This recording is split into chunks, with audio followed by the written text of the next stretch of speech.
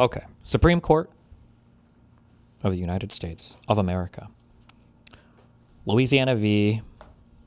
I don't know what this is. Calais? Gaiais? I don't know what this is. Appeal from the United States District Court for the Western District of Louisiana. Argued. I imagine that means oral arguments. On October 15th, 2025, decided 7 days ago. April 29th, 2026.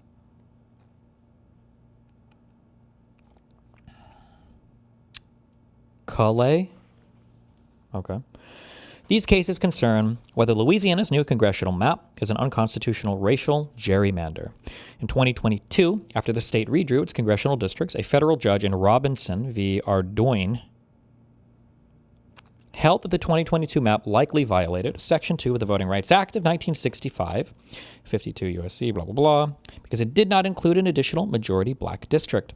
But when the state drew a new map, SB 8, that contained such a district, the new map was challenged as a racial gerrymander. A 3-judge court and I need to hear how this is pronounced. I'm sorry.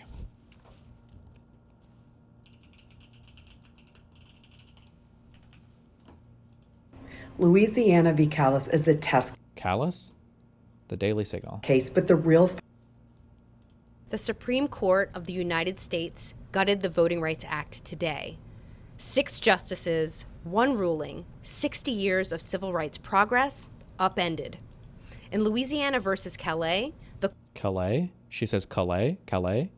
People are talking about the latest Supreme Court ruling on the Voting Rights Act incorrectly. The Voting Rights Act was not gutted. And some people may say that this is just my pedantry talking, and it totally is, but there's a purpose to it. I think it's important that we understand exactly what happened here, because that is what is going to allow us to recognize where the problem actually lies and how we actually fix it. The largest vulnerability in our system is not Say the case! The Supreme Court. We will hear argument first this morning in Case 24-109, Louisiana versus Calais and... Calais. All right, we'll say Calais.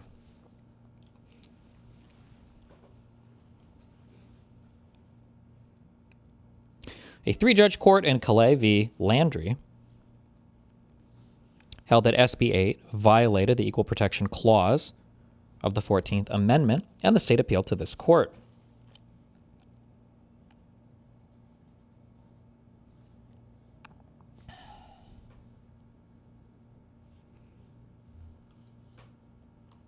If you want to read it along with Destiny and not this dog shit screen share, can you not read anything on my screen share? Because if so, I just won't even waste my time because it's annoying as fuck to me. If it's dog shit and it's not even...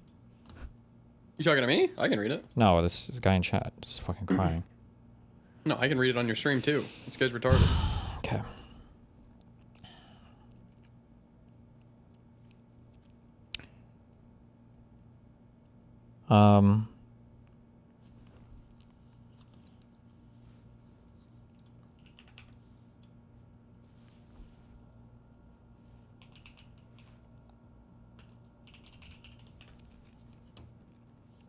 Let's just read this real quick.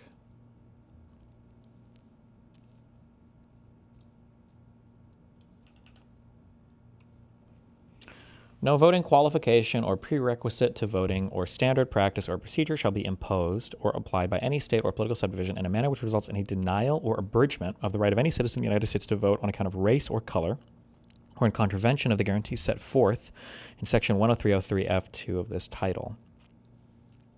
Shall be imposed or applied by any state or political in a manner which results in a denial or abridgment of the right of any citizen on account of race or color. A violation of subsection A is established if, based on the totality of circumstances, it is shown that the political processes leading to nomination or election in the state or political subdivisions are not equally open to participation by members of a class of citizens protected by subsection A, and that its members have less opportunity than other members of the electorate to participate in the political process and to elect representatives of their choice, and the extent to which members of a protected class have been elected to office in the state or political subdivision is one circumstance which may be considered, provided that nothing in this subsection establishes the right to have members of a protected class elected in numbers equal to their...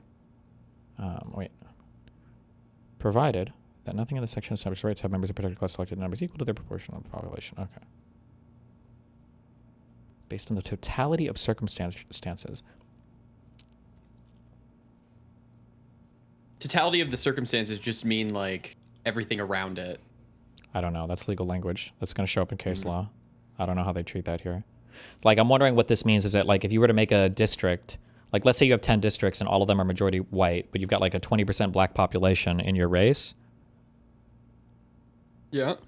Does that sound like you could explicitly gerrymander and create a black district so that they would have some representation? Like, it sounds like that And would then be you take them allowed. out of all of the other ones? Well, I mean, you'd have to take some, but I'm saying that it sounds like that type of racial districting would be allowed because you're not denying or abridging the right of any citizen. I don't know if that would count as a denial or abridgment of the white people in those districts. I don't know. Hopefully they talk about this in the case.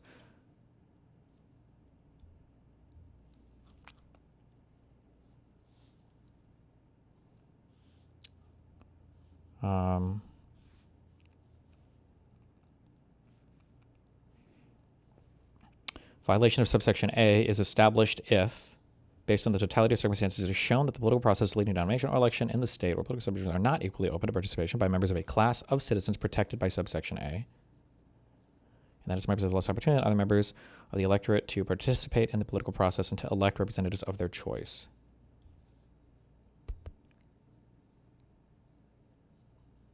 Which may be considered. I see. Okay. So,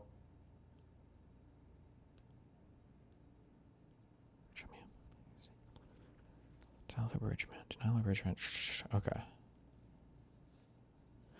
Based on the totality of circumstances, I think means that you can violate subsection A without doing it deliberately.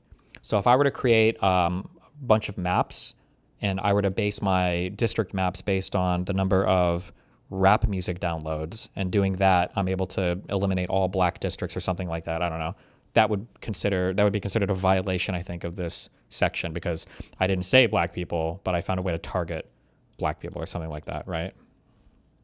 That would make sense. Yeah. I believe that's what this means here. Because you're still targeting them. Kind of, yeah. Or you, in effect, if you consider the totality of circumstances, you've essentially abridged their right for that. Okay, I think. All right.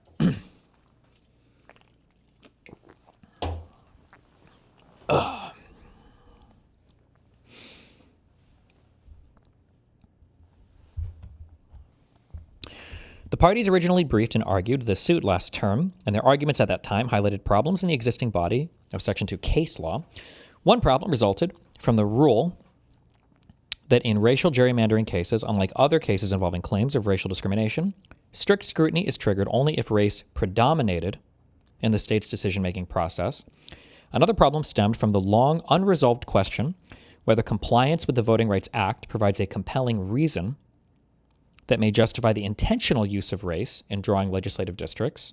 Oh, that was the thing I just brought up. For over 30 years, the court has simply assumed, for the sake of argument, that the answer is yes. Okay. These and other problems convinced the court that the time had come to resolve whether compliance with the Voting Rights Act can indeed provide a compelling reason for race-based districting. Okay. That's... I feel like that's a little red flaggy, but I guess we'll see where we go with that. So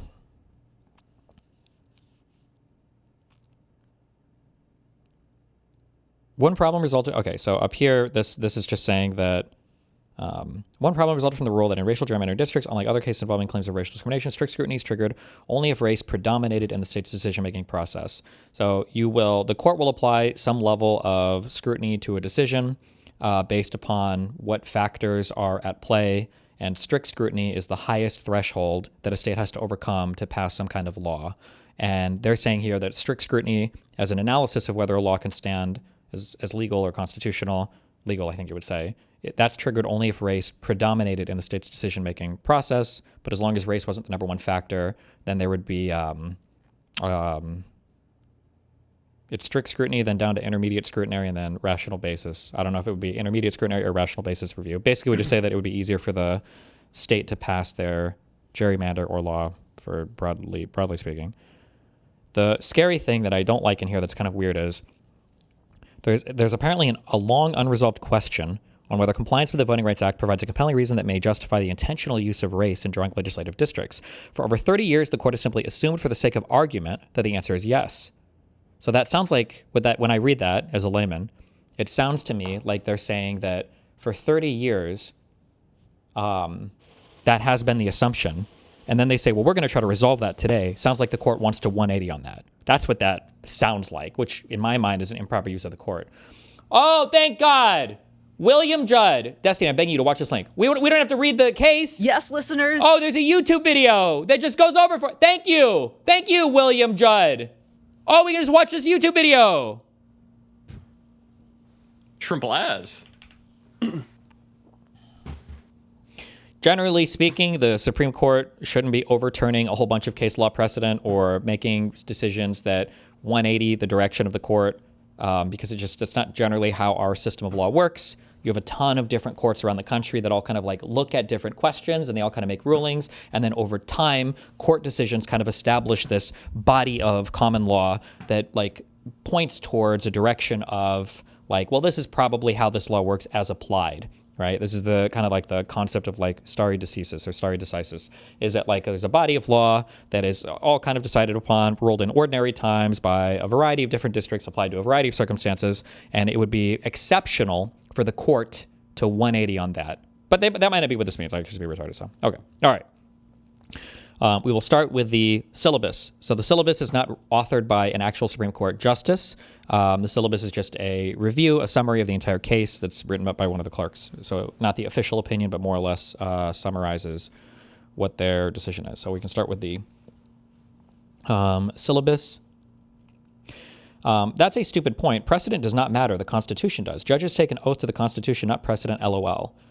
So that's like a good point if you're 4 years old or functionally retarded, but precedent is incredibly important because singular judges are not the be-all and end-all for interpretations to the Constitution. You absolutely look to historical interpretations and the law as applied by a number of different courts or your own court in the past for guidance on how you ought to rule as a judge. Every single judge is not taking a fresh new look at the Constitution and a fresh new look at every single law in front of them in order to decide the constitutionality or not. It's not generally how it's supposed to go. That undermines the legitimacy of the court, because then it means nobody really knows what the court's going to say one day or the next, because a new Supreme Court justice might completely upend all of the constitutional interpretations of the current body of the current law. Don't they usually just take cases and then they rule on that case, not like upend a part of the case that like everybody's been kind of like following under? When I say upend, what I mean is they might change how they feel like the law should be applied. So one thing might be constitutional for a long time, and then the court might say, well, actually, we disagree. We think that past courts have gotten this wrong, including the Supreme Court, and we're going to say that this is not constitutional, or we're going to change our mind on a thing. Generally, you don't do that. Like what they did in Roe v. Wade, right? Well, like they did in...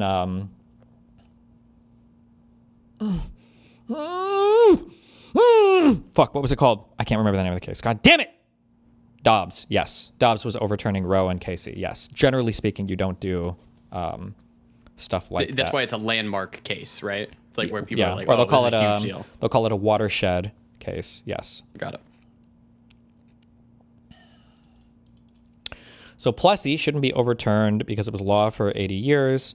So the one of the big reasons why they give for overturning Plessy was because I'm just making sure I'm not fucking this up. Plessy is where the separate but equal doctrine came from, correct? Let me just make sure. Yes. One of the big reasons why, if you read Brown v. Board of Education, it's like a 12-page opinion. It's very easy to read. One of the big reasons why they gave for upending Plessy is because the separate but equal doctrine in practice just didn't work. And part of the arguments that litigants were making was, look at the disparate outcomes, look at the disparate opportunity between black schools and white schools. Separate but equal as applied is not actually working here. That was one of the reasons, I think one of the biggest reasons that they overturned Plessy. Again, that's Brown v. Board, I think, is like a 12-page. Not very long. Yeah. I'm referring to SCOTUS. Any SCOTUS judge that makes a ruling based on precedent rather than actual constitutional interpretation is moronic. I don't know what to say to you. That's just not how judges, that's just not how constitutional law is viewed in the United States by serious people. I don't know what to say. Sorry. Okay. You're welcome to your opinion, though. Okay. Because the Voting Rights Act did not require Louisiana to create an additional majority-minority district, no compelling interest justified, the state's use of race in creating SB 8, and that map is an unconstitutional racial gerrymander. The Constitution almost never permits a state to discriminate on the basis of race, and such discrimination triggers strict scrutiny. The court's precedents have identified only two compelling interests that can satisfy strict scrutiny: avoiding imminent and serious risks to human safety in prisons, and remediating specific identified instances of past discrimination that violated the Constitution or a statute. Okay.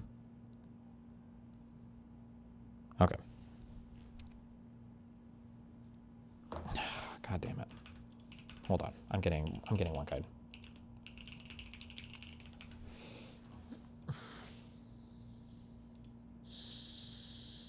So this is saying, like, we agree that if you're in prison and you're gonna get fucked over by, like, the gang of whites, like, we can segregate you.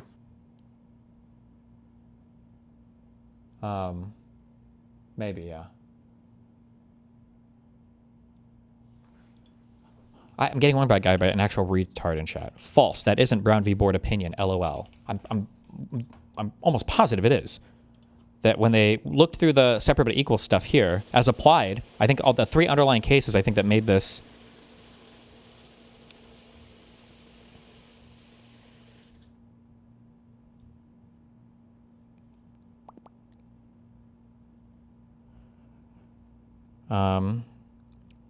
Status publication. In the South, the movement towards free common schools supported by general taxation had not yet taken hold. Education of white children was largely in the hands of private groups. Education of Negroes was almost non-existent, and practically all the race were illiterate.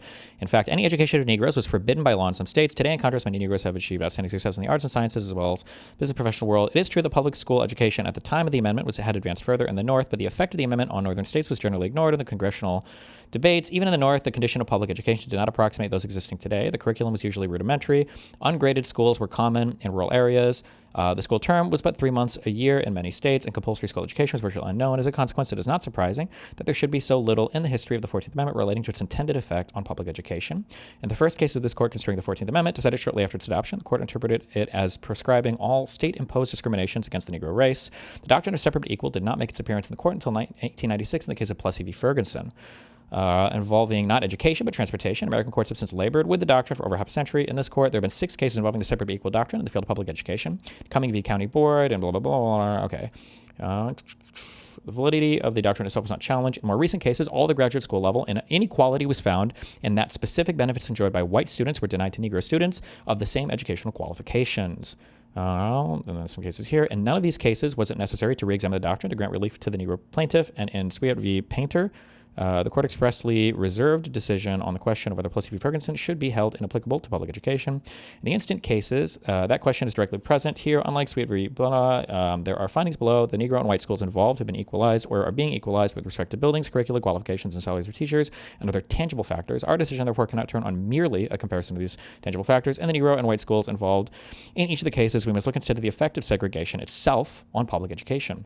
In approaching these problems, we cannot turn the clock back to 1868 when the amendment was adopted, or even in 1896 when Plessy v. Ferguson was written. We must consider public education in light of its full development and its present place in American life. Today, education is perhaps the most important function. Compulsory school education, today's principal instrument, blah, blah, blah. We come to the question is, does segregation of children in public schools solely on the basis of race, even though the physical facilities and other tangible factors may be equal, deprive the children of the minority group of equal educational opportunities? We believe that it does. In this case, in finding the segregated law school for Negroes could not provide them equal educational opportunities, the court relied in large part on these causes are incapable to be measured, blah, blah, blah, segregation of white. Yeah, this is what they go over this and they say that the separate equal doctrine fails. I don't know what this, I don't know why I don't know. Okay.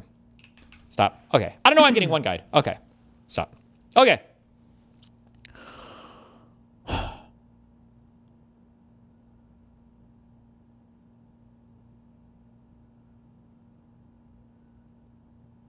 Constitute a standard practice or procedure that may violate Section 2 of it. Okay, where are we at?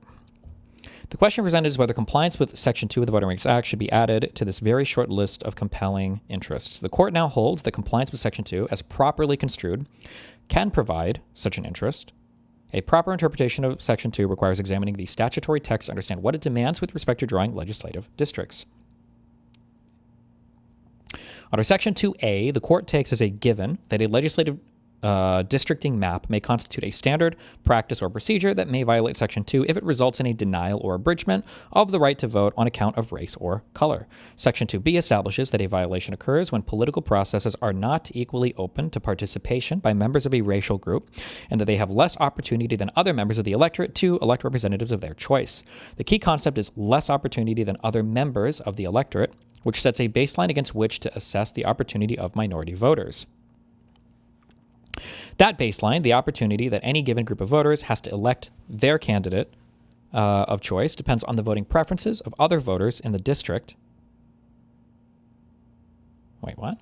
The key concept is, well, I shouldn't interrogate this too much because it's just the syllabus, but that baseline, the opportunity that any given group of voters has to elect their candidate of choice, depends on the voting preferences of other voters in the district. I don't know why that would be true, but for example, in a district where most voters prefer Democratic candidates, a Republican voter in that district will have a low chance of securing the election of his or her preferred candidate. The roster of voters who end up in a given district depends, in turn, on the districting criteria the state uses to draw a legislative map. Thus, the opportunity of these members of the electorate to contribute their votes to a winning cause is whatever opportunity results from the application of the state's combination of permissible districting criteria. That is what a randomly selected individual voter and group of voters can expect regarding their opportunity to elect their preferred candidate. Under Section 2, a minority voter is entitled to nothing less and nothing more. Okay. Destiny, Does look this up. mean because sorry. Destiny, look up originalism versus textualism versus living constitutionalism. None of that means anything, and none of it matters. These are all memes that literally mean fucking nothing. I promise you, they don't. What were you asking? Does this mean because they can elect their representatives through like a state legislature / governor that they're not really worried about the maps? Is that what I'm picking up on in this paragraph? It sounds like what the argument. I don't want to Yeah. get into this too much because it's just the syllabus, but it sounds to me like what the argument here is, let's assume that every single black person is relegated to a district where they're like a super duper ultra minority or something. But let's say that they all vote for a Democratic candidate, and let's say the Democratic candidate like ends up winning. It sounds like they're saying then, well, basically, since they got to vote on the person who won anyway, then it's fine. That's what it sounds like the argument is here. But Yeah, okay. I'm seeing that. that sounds really silly to me, but that might be, I don't know. But again, this is just the syllabus, so that's how it's summarized. So maybe Alito will make a better argument in here. I don't know. This interpretation is the best reading of the statutory text and ensures that Section 2 of the Voting Rights Act does not exceed Congress's authority under Section 2 of the 15th Amendment, which confers on Congress the power to enforce the amendment by appropriate legislation. As the court has long held, the 15th Amendment bars only state action motivated by discriminatory purpose. So a law that seeks to enforce the 15th Amendment by prohibiting mere disparate impact would fail to enforce a right that the amendment secures. So a law that seeks to enforce the 15th Amendment by prohibiting mere disparate impact would fail to enforce a right that the amendment secures. So the amendment secures the right to, let's look up the 15th Amendment real quick.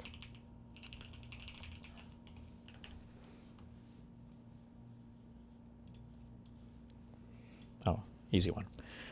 The right of citizens in the United States to vote shall not be denied or abridged by the United States or by any state on account of race, color, or previous condition of servitude. And the Congress shall have power to enforce this article by appropriate legislation. Okay, so the court has long held the 15th Amendment bars only state action motivated by discriminatory purposes. Okay.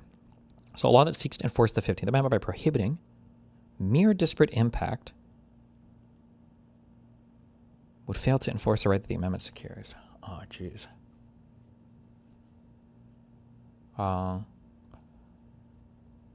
Okay, maybe. When was the Voting Rights Act passed? How did that comport with the 15th Amendment? Whew, Jesus, fuck. This is going to be a messy...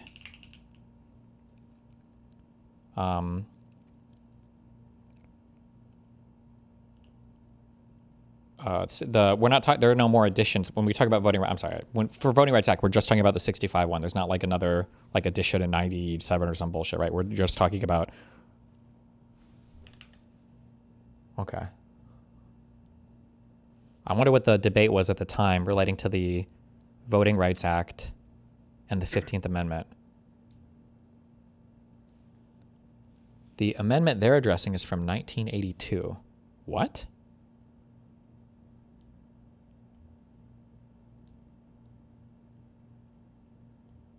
I don't know what Bing is referring to there.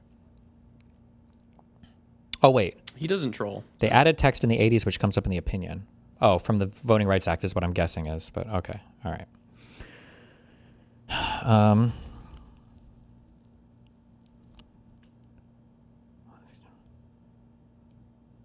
That is never appropriate because Congress cannot enforce a constitutional right by changing what the right is. For this reason, the focus of Section 2 must be enforcement of the 15th Amendment's prohibition on intentional racial discrimination.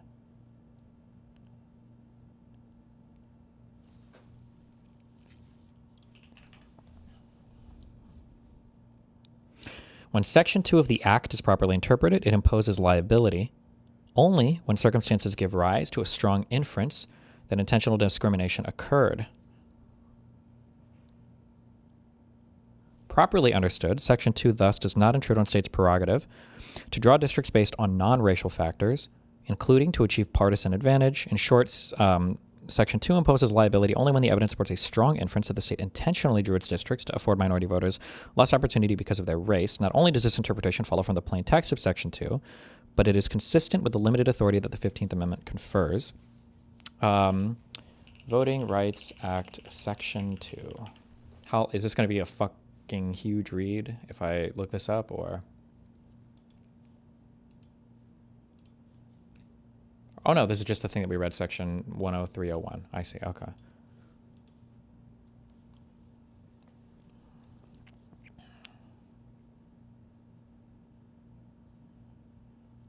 This whole thing is Section 2? Yeah. Is established if, how does Alito, I can't wait to see what alchemy he uses to get rid of based on the totality of circumstances. He's going to find a way to get rid of that statement somehow. Okay. Because he's saying here that Section 2 of the Voting Rights Act would only apply when there is a... Where's my highlighter? Is this one the highlighter? Draw shapes. No. Highlighter. From the syllabus, it's saying Section 2 imposes liability only when the evidence supports a strong inference that the state intentionally drew its districts to afford minority voters less opportunity because of their race.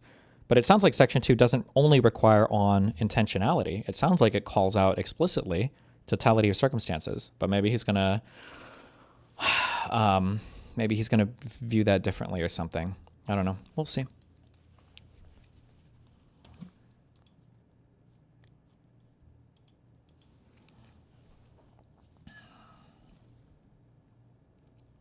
This interpretation does not require abandonment of the framework for evaluating Section 2 claims that the court established in Thornburg v. Jingles. The court need only update the framework so it aligns with the statutory text and reflects important developments since the court decided Jingles, I'm guessing this is Jingles, not Gingles, 40 years ago. 4 historical developments are of particular note. First, vast social changes occurred throughout the country, and particularly in the South, which have made great strides in ending entrenched racial discrimination.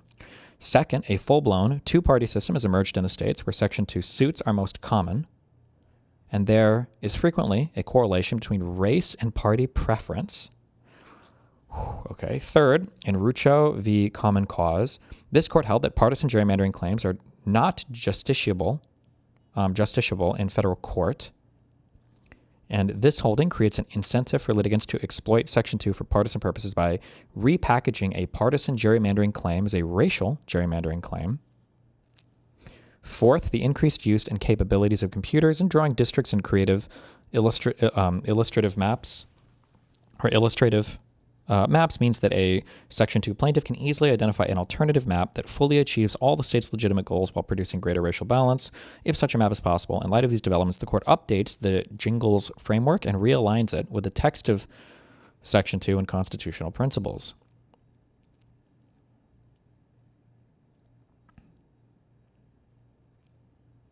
Fuck.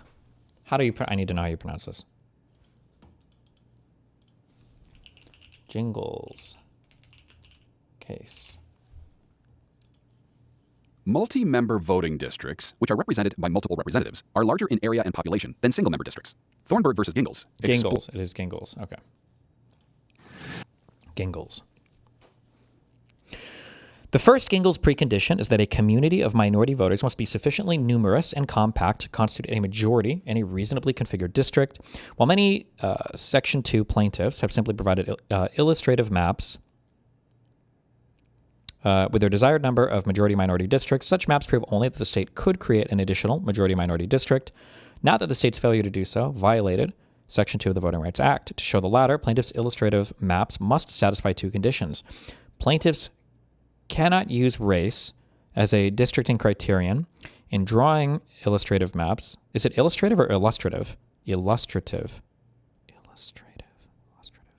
And illustrative maps must meet all of the state's legitimate districting objectives, including traditional districting criteria and the state's specified political goals.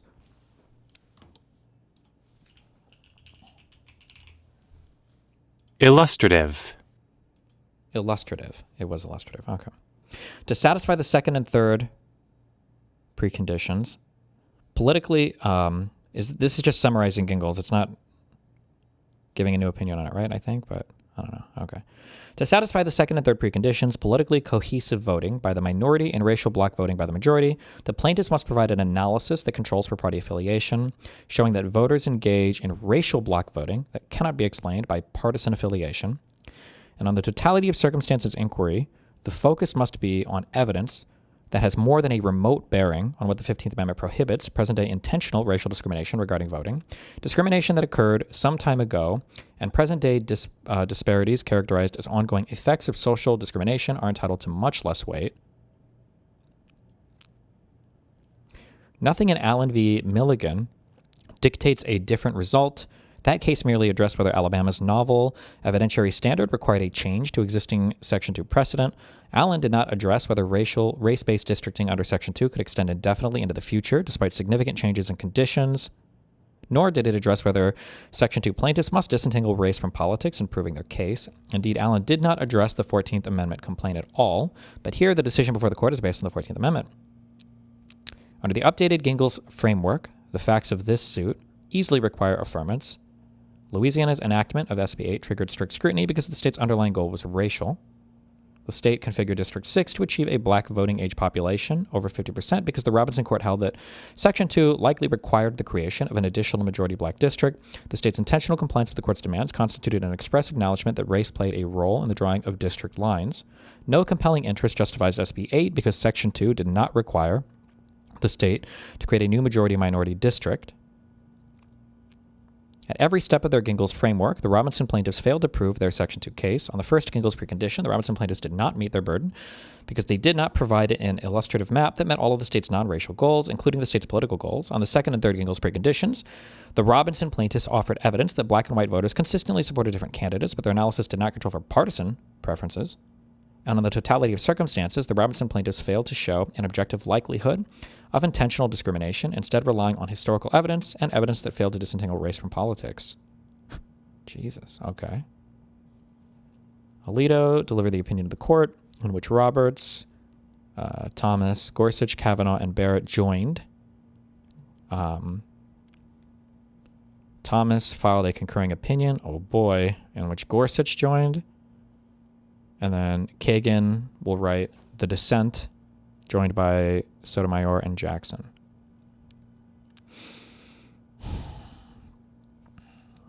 Oh boy. Is it normal to get that many, to get 3 opinions? You can get a ton. You can get 9 opinions, depending on Oh, they can how all go? contentious the case is, yeah.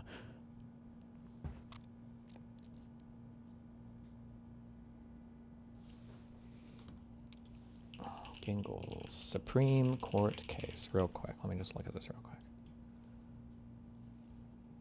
1986.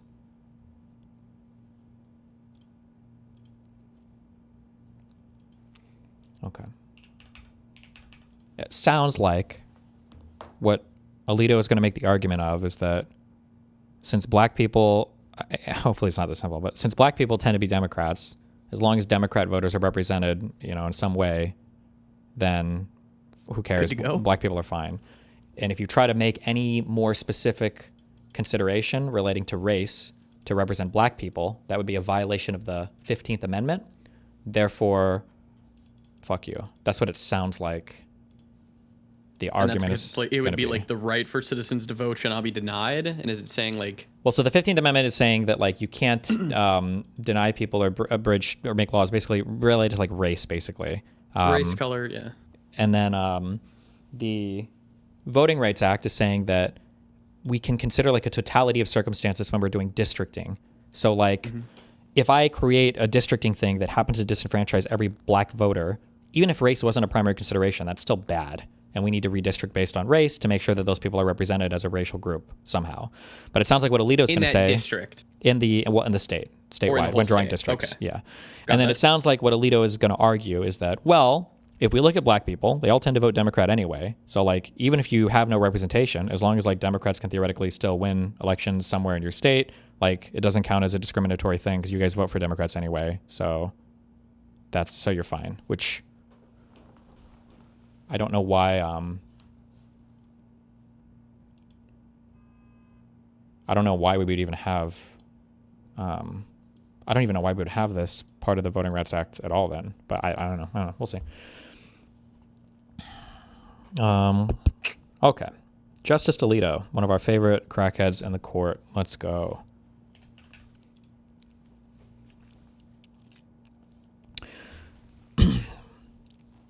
Section 2 of the Voting Rights Act of 1965 was designed to enforce the Constitution, not collide with it.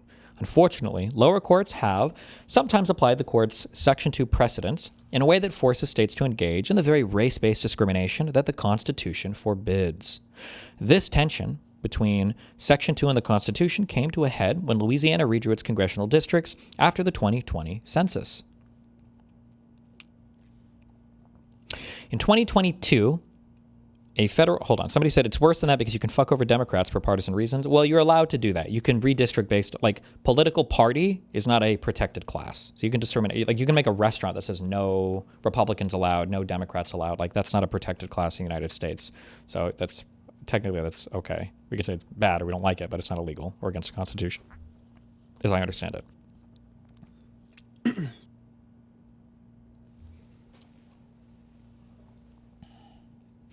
This tension between in 2022, a federal judge in the Middle District of Louisiana held that the map adopted by the state legislature likely violated Section 2 because it did not include an additional majority black district.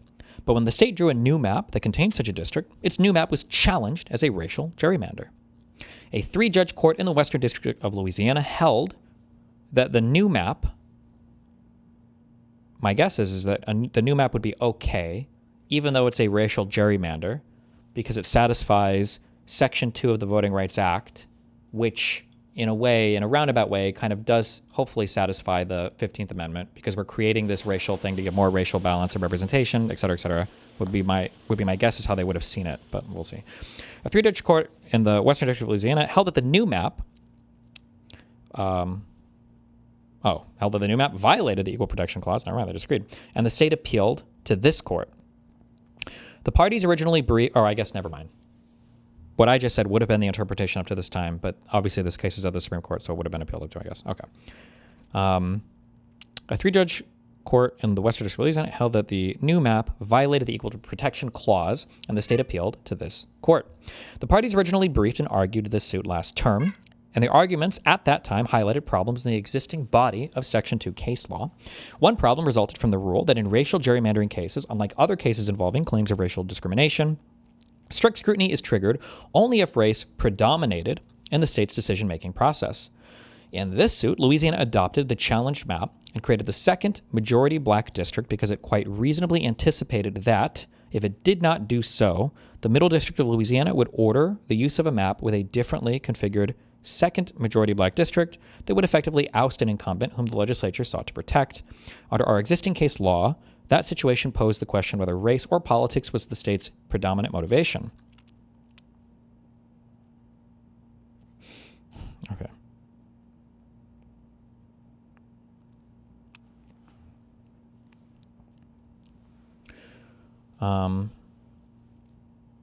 Another problem stemmed from the long unresolved question whether compliance with the Voting Rights Act provides a compelling reason that may justify the intentional use of race in drawing legislative districts. For over 30 years, we have assumed, for the sake of argument, that the answer is yes.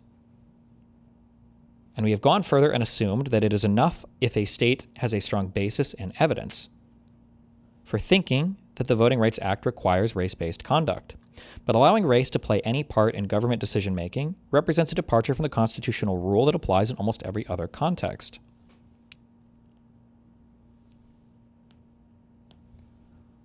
So, for over 30 years, I mean, this is just common law. This is a common law system. I don't understand, but okay, it's a good one, Chief. These and other problems convinced us that the time had come to resolve whether compliance with the Voting Rights Act can indeed provide a compelling reason for race-based districting. We now answer that question. Compliance with Section 2, as properly construed, can provide such a reason.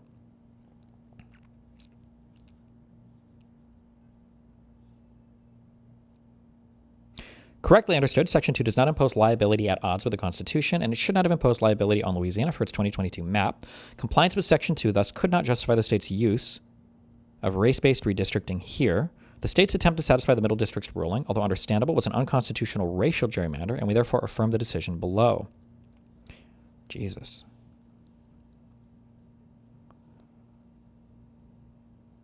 So it was a racial gerrymander because they wanted to include a majority black district? Yeah. Because they did it on racial lines? Compliance with Section 2 thus could not justify the state's use of race-based redistricting here. He's basically, Alito's just arguing that Section 2 wasn't properly applied in this court case. So therefore, it shouldn't have been used for this, to adopt this racial redistricting. So, like, okay, follow me here.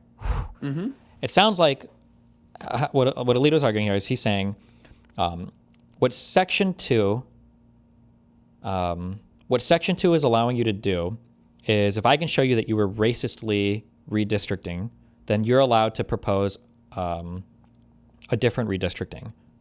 Yep. Or wait, hold on.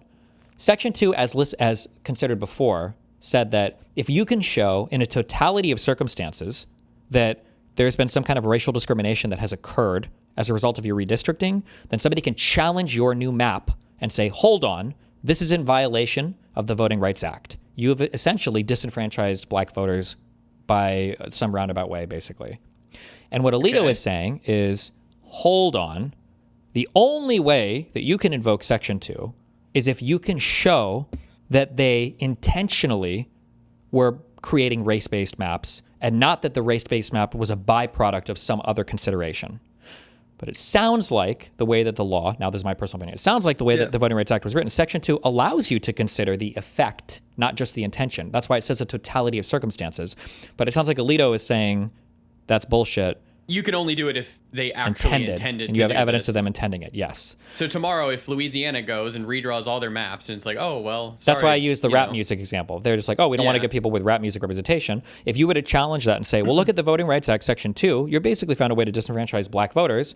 Alito would look at that and go, nuh-uh, you can't challenge this. Yeah, but aren't we on going to the get Voting into Rights Act. aren't we going to get into like weird territory now where everything is like, oh, was this intentional or not? Doesn't this kind of just like fuck the legal system? Well, The lower courts? kind of. So my question would be, why do we even have this law then? I don't know why we would even have Section 2 as a law.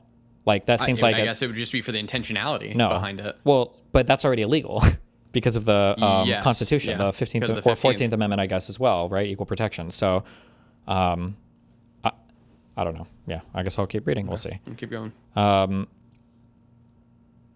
Somebody said, why do you sometimes stop reading or just sit in silence for like a minute? Because if it's heavy stuff, I'd have to think about it for a second. So I'm just reading words and not understanding anything.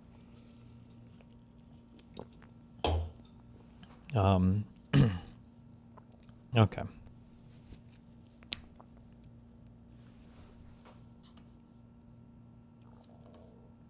Fuck, I'm gonna get triggered by this. That's okay. Ratified in 1870, the 15th Amendment provides that the right of citizens of the United States to vote shall not be denied or abridged by the United States or by any state on account of race, color, or previous condition of servitude.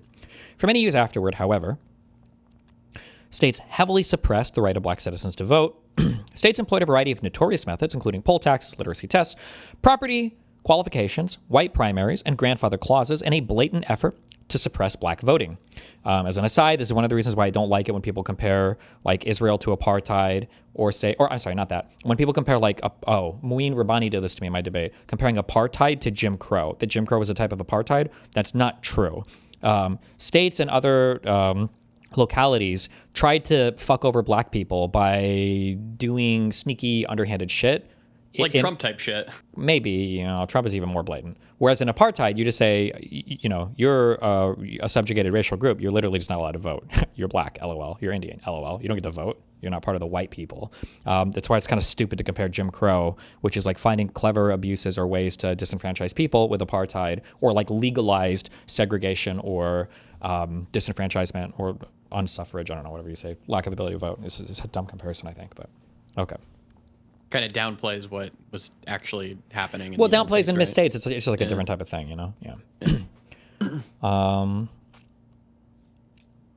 Even as late as the mid-1960s, black registration and voting rates in some states were appallingly low.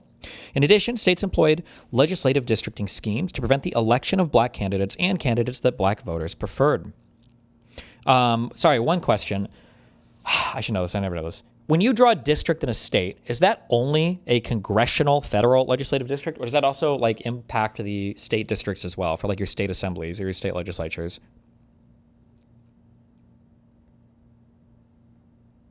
It's just federal. Okay, and that's okay. All right. Section 2 of the 15th Amendment authorizes Congress to enact appropriate legislation to enforce the amendment's protections, and in 1965, Congress invoked that power to enact the Voting Rights Act. The Act and its amendments in the 1970s specifically forbade some of the practices that had been used to suppress black voting, including literacy tests and poll taxes.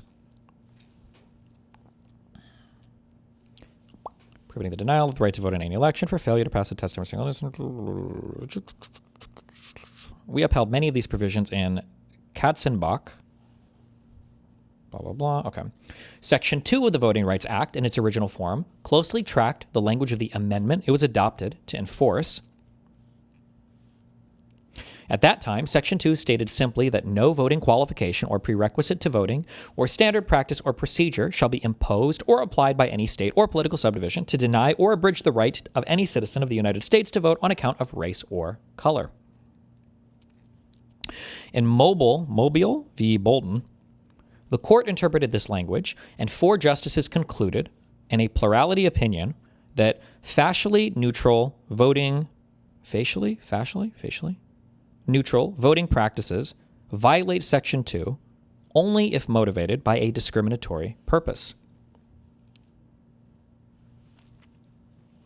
Justice Stevens, who concurred in the judgment, proposed a different but similarly demanding standard.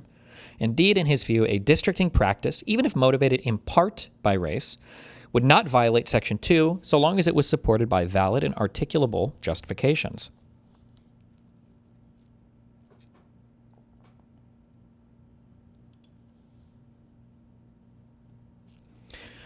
Bolden roused an avalanche of criticism both in the media and within the civil rights community. The 1982 amendments to the Voting Rights Act, a legislative history, blah, blah, blah, quoting a book, critics argued that a focus on discriminatory intent rather than discriminatory effects would defeat worthy claims because of the difficulty of proving intentional discrimination. Members of Congress evidently shared these concerns. In 1982, shortly after Bolden, Congress sought to abrogate that decision by amending Section 2. A House bill was originally passed under a loose understanding that Section 2 would prohibit all discriminatory effects of voting practices and that intent would be irrelevant, but this version met stiff resistance in the Senate. Critics worried that an effects test would lead to mandatory racial proportionality in elections, a scenario regarded by many as intolerable. The House and Senate eventually compromised, and the final product included both an effects test in Section 2A and a robust disclaimer against proportionality in Section 2B. This latter provision also specifies that a plaintiff must establish to prove, or also specifies what a plaintiff must establish to prove a Section 2 violation. The provision requires consideration of the totality of circumstances in each case and demands proof that the political processes leading to nomination or election in the state or political subdivision are not equally open to participation by members of a protected class, and that its members have less opportunity than other members of the electorate to participate in the political process and to elect representatives of their choice. Congress took this language almost verbatim from Justice White's opinion for the court in White v. Register, which involved a vote dilution claim, i.e., a claim that a districting scheme impermissibly lessens the weight of the votes of minority voters.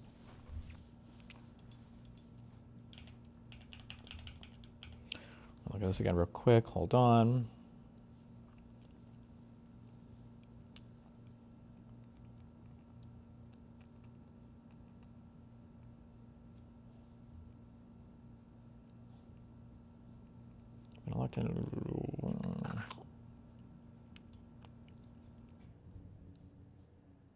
Okay. All right.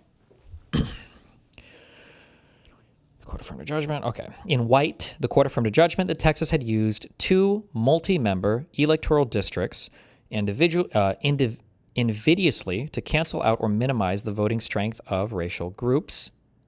According to White, a vote dilution plaintiff had to show that the political processes leading to nomination and election were not equally open to participation by the group in question, that its members had less opportunity than did other residents in the district to participate in the political processes and to elect legislators of their choice.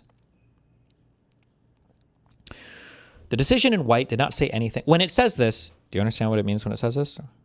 The decision in White or the above one? So basically what it's saying is that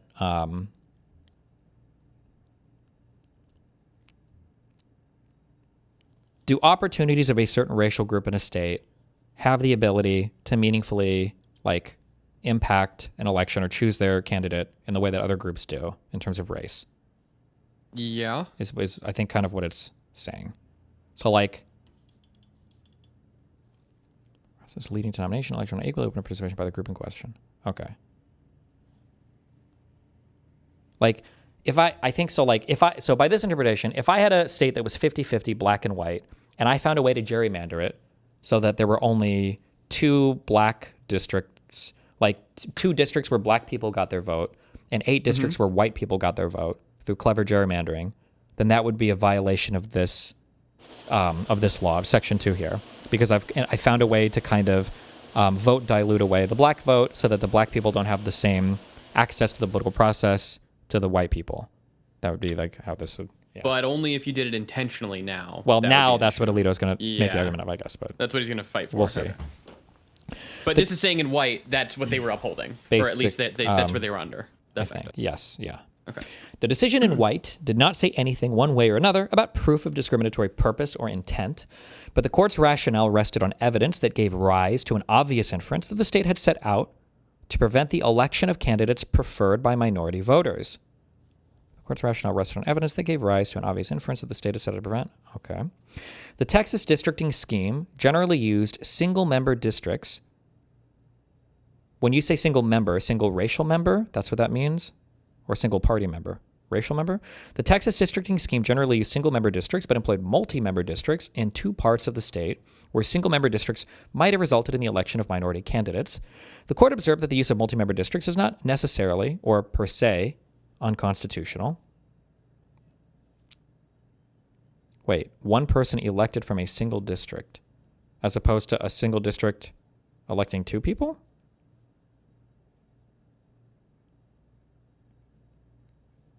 But it recognized that such districts can be employed to achieve discriminatory ends.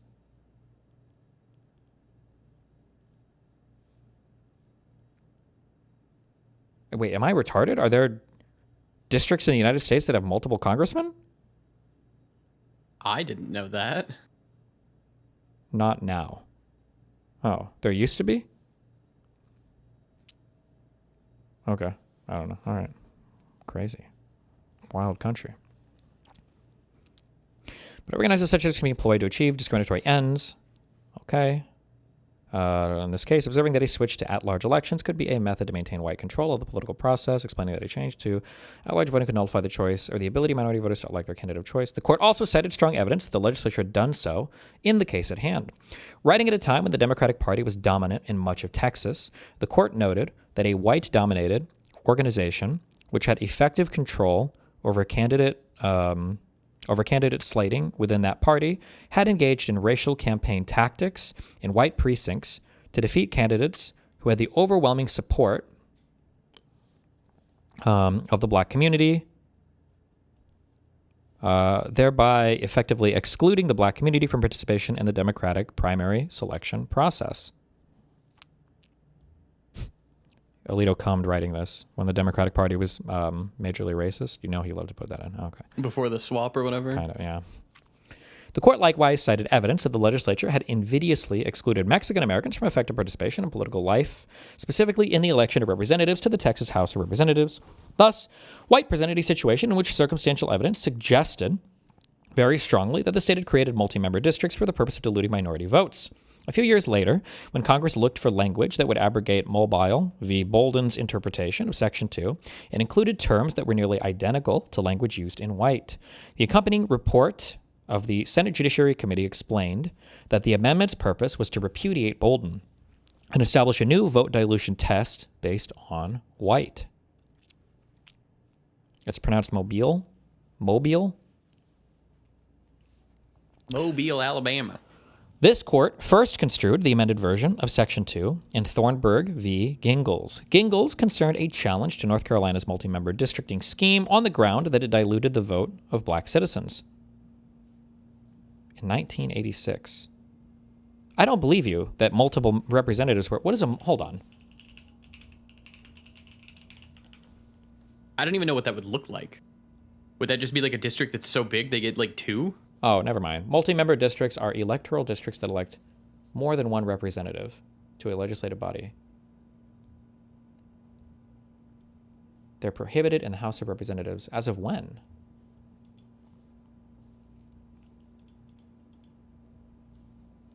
Okay, whatever. You're lucky. All right.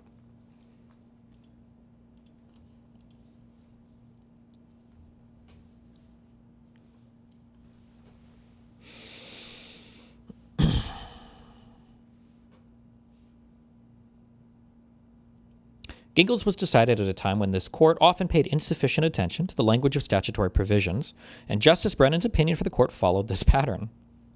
Well, he's shitting on like previous courts there, right? Yeah. Fringe. Instead of analyzing what the statute said, the opinion simply quoted the text of amended Section 2 and then jumped right to the Senate Judiciary Committee report. Relying heavily on that report, the opinion set out 3 threshold requirements for proving a Section 2 vote dilution claim, plus a non-exhaustive list of factors to be considered in making a final decision as to whether the state had violated Section 2. To succeed in proving a Section 2 violation, Gingles taught a plaintiff must make 4 showings. Hold on.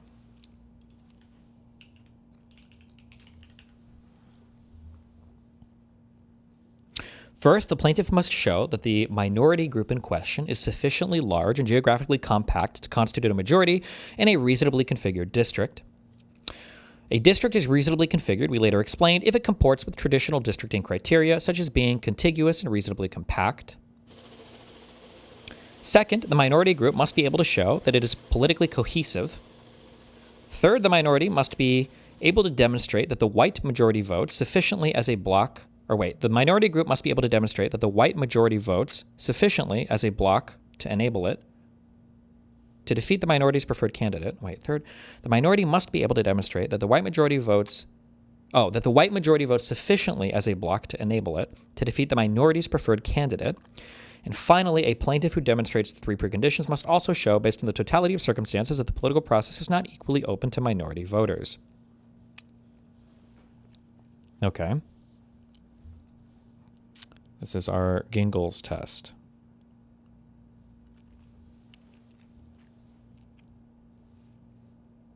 So basically, we're looking at 4 factors here to say that Section 2 of the Voting Rights Act has been violated, according to Gingles. Gingles would argue that firstly, we have to be talking about like a real minority group that exists in a decent size and place. So like if you've got a state of 10 million people and you've got like a minority of like 27 like rare Chinese people, whatever, this is not like a voting group that's sufficiently large. Or if you've got like a state of 10 million people and there's like 100,000 Taiwanese people, well, those would be Thailandish people, Thai people, but they're like scattered completely throughout the state. You couldn't realistically make a geographically compact district to represent these people. So you have to show that it's a sufficiently large group of people and it's in a geographically compact area.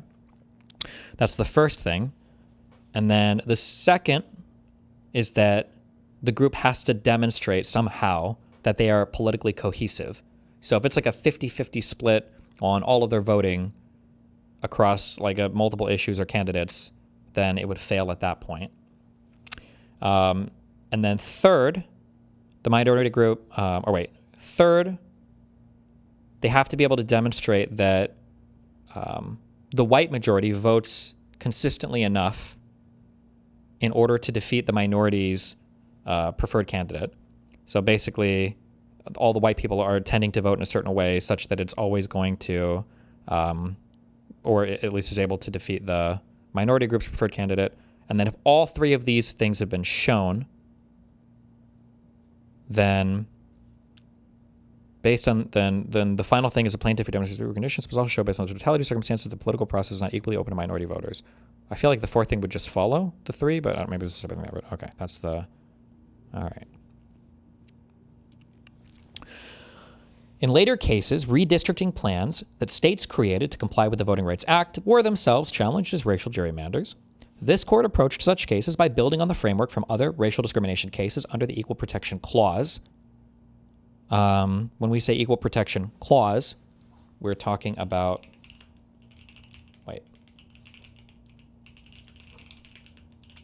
It's always the 14th Amendment, right? Hold on. The 14th is just everybody has like rights inalienable to them. Doesn't matter race, color, or what. Well, we had a few things in the 14th Amendment, but the first is considered the Equal Protection Clause, I believe. All persons born or naturalized in the United States and subject to the jurisdiction thereof are citizens of the United States and of the state wherein they reside. No state shall make or enforce any law which shall abridge the privileges or immunities of citizens in the United States or of the United States, nor shall any state deprive any person of life, liberty, or property without the... no, that's not it. I'm sorry. Hold on. Or wait, isn't it? Nor deny to any person... Oh, no, it is. Sorry. Nor shall any state deprive any person of life, liberty, or property without due process of law, nor deny to any person within its jurisdiction the equal protection of the laws.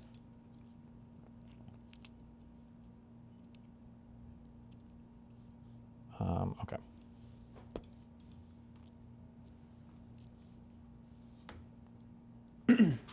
Really?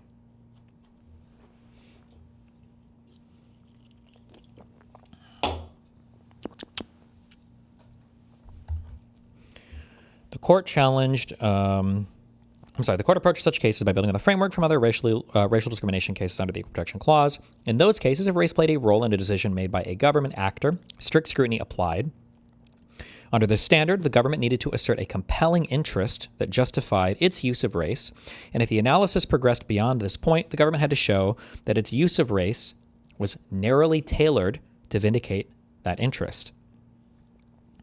I believe the two key phrases here when you're looking at strict scrutiny cases is you're going to see compelling interest is going to pop up a lot, and narrowly tailored. If you ever see those phrases, you're usually looking at a strict scrutiny case. The court modified this framework for racial gerrymandering cases. Although any use of race in government decision-making generally triggers strict scrutiny, in gerrymandering cases, a challenger must show that race was the government's predominant consideration. And in cases where race predominated, states would sometimes assert that compliance with the Voting Rights Act provided a compelling interest justifying the use of race, yet we never decided whether compliance with the act could constitute a compelling interest. Instead, we repeatedly assumed, without deciding that the Voting Rights Act could constitute a compelling interest, because in all those cases, the act actually did not demand the state's race-predominant districting. Did not demand its race. race predominant districting. Thus, the states in those cases could not satisfy strict scrutiny regardless of whether compliance with the Voting Rights Act could provide a compelling interest. Hold on.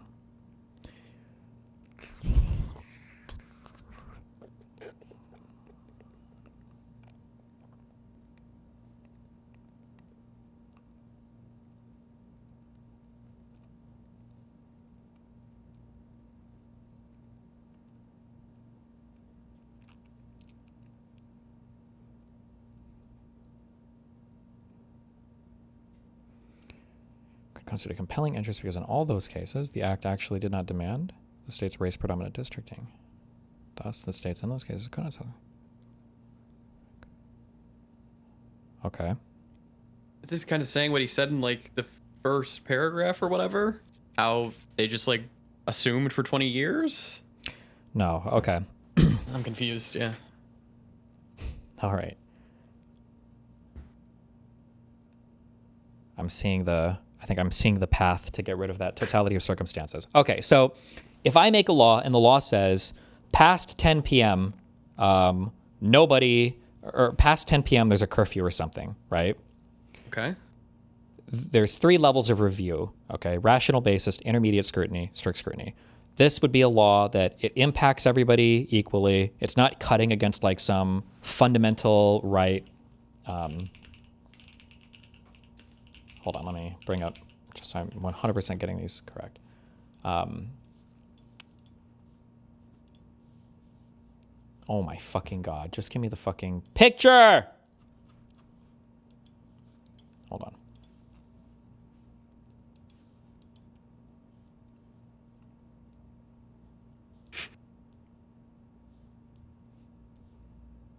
I can't read that.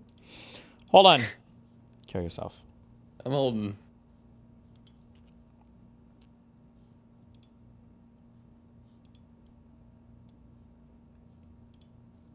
Are we serious right now? If it's paywall, then why does it show up on the Google search thing? Ask Grok to fix it. God damn it. Okay. You can take a whole law class on going over this bullshit. But okay. So for rational basis, we're talking about like non-suspect classifications. So like all people, right? That's a non-suspect. Yep. It encompasses everybody. We're not talking about like fundamental rights, right? So like the right for representation or something like that, right? And it's just like a general legislation regarding social welfare. So like a curfew law, right? I don't know if rights of the movement, but like so rational basis basically just means if somebody challenges that law as constitutional, the court's going to look at that law, and the court's going to say, basically, can the state give me like any good reason why this should exist? And as long as the state can articulate some kind of like, yeah, we just think that like people kill each other past like curfew, it's not good. Basically, the court's going to like give it to you, right? Basically, every single law is expected to survive a rational basis review, unless the legislature is fucking retarded. You pass it, somebody challenges it, like as long as it's not a crazy class, not it's pretty easy to pass. 100%. It would be expected. It doesn't matter about your fundamental rights. All right, we're understanding. Yes. Got it. So the second level of review is referred to as, sometimes people will call it intermediate scrutiny. I think I've heard heightened scrutiny, but intermediate scrutiny is the second level. So intermediate scrutiny is going to deal with quasi-suspect classifications. I think here they have genders and alienage. These laws, or it could deal with laws that are bartering important, I can't read this, but not constitutional rights. I can't believe this fucking cuck shit. Important but not constitutional rights. Sure.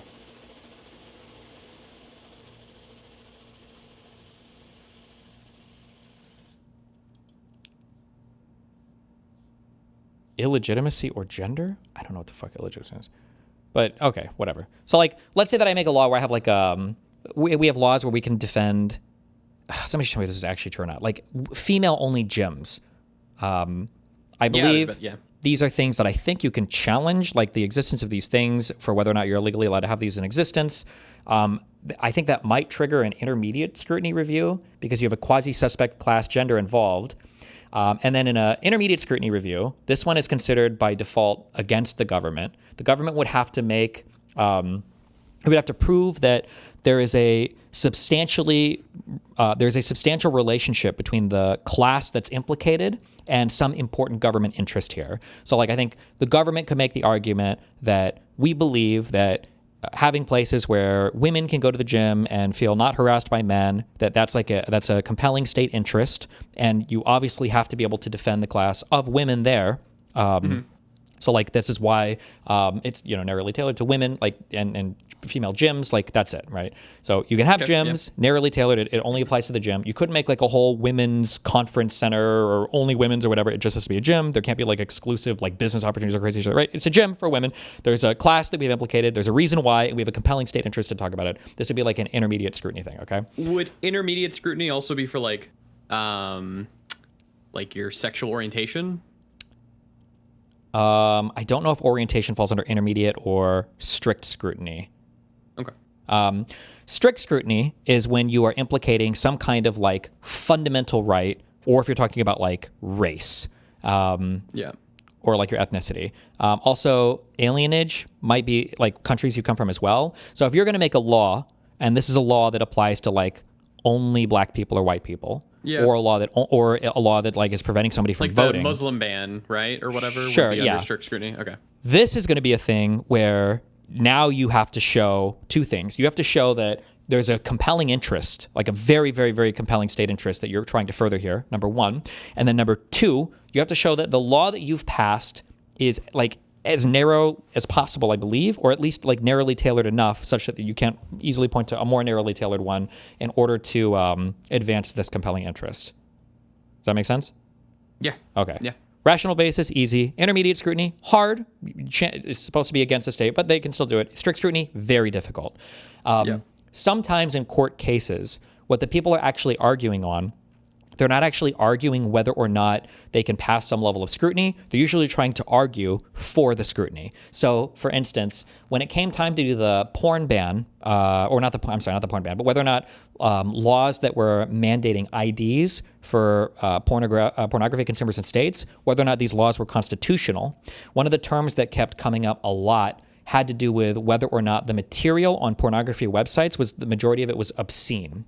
And the reason why they were trying to argue that the majority of it was obscene is because obscene material is not protected speech. You do not get First Amendment rights. It's very easy to attack obscene speech. That's a rational basis review. But if you say that it's not obscene, then it's a First Amendment protected speech right, and that would trigger a strict scrutiny review. So you might fight a lot on that case. And on that case, if you listen to oral arguments, the fight was whether or not it was obscene or whether or not it was First Amendment protected speech. First Amendment protected speech, the state would have to make a much more powerful argument and show that their restriction was much more narrowly tailored. Whereas if they just argue, oh, it's all obscenity. Well, obscenity, rational basis. You can basically make anywhere you want to be on obscenity. Yeah. Make sense? Okay. Yeah, that makes sense. Okay. So the lady on the playground calling like the kid the N-word, that would not be protected under the First Amendment because it's obscene speech? Well, when we're talking about standards of review, we're talking about laws passed by the government that can be challenged by citizens. So what is obscene material? Yeah. I think like child porn, like I think like snuff films might be considered obscene, like showing people. I think hardcore pornography, I think, is considered obscene. I think. And I think hardcore pornography is considered like pornography where there's like where genitalia are visible. I think is considered hardcore, not like choking to death pornography, but just I believe. I'm not 100% sure on that. You'd have to look that up. Okay. Okay. So all of this aside, so when we do all of this aside, what Alito is arguing here, is Alito is saying that Section 2 of the Voting Rights Act can trigger states to say, hey, you've managed to disenfranchise a group of minority voters as determined by the Gingell's test. We've demonstrated, we've met these four elements. You've disenfranchised a group of voters. So now what you need to do is you need to go back and you need to draw another map with racial considerations in order to satisfy Section 2 of the Voting Rights Act. But what Alito is saying is, hold on here. Just because you satisfied Section 2 of the Voting Rights Act, that doesn't mean that you passed the strict scrutiny hurdle. So actually, the strict scrutiny hurdle is a hurdle that would be above just satisfying Section 2 of the Voting Rights Act. And it sounds like that's the ground that he's going to argue on. So he's going to say,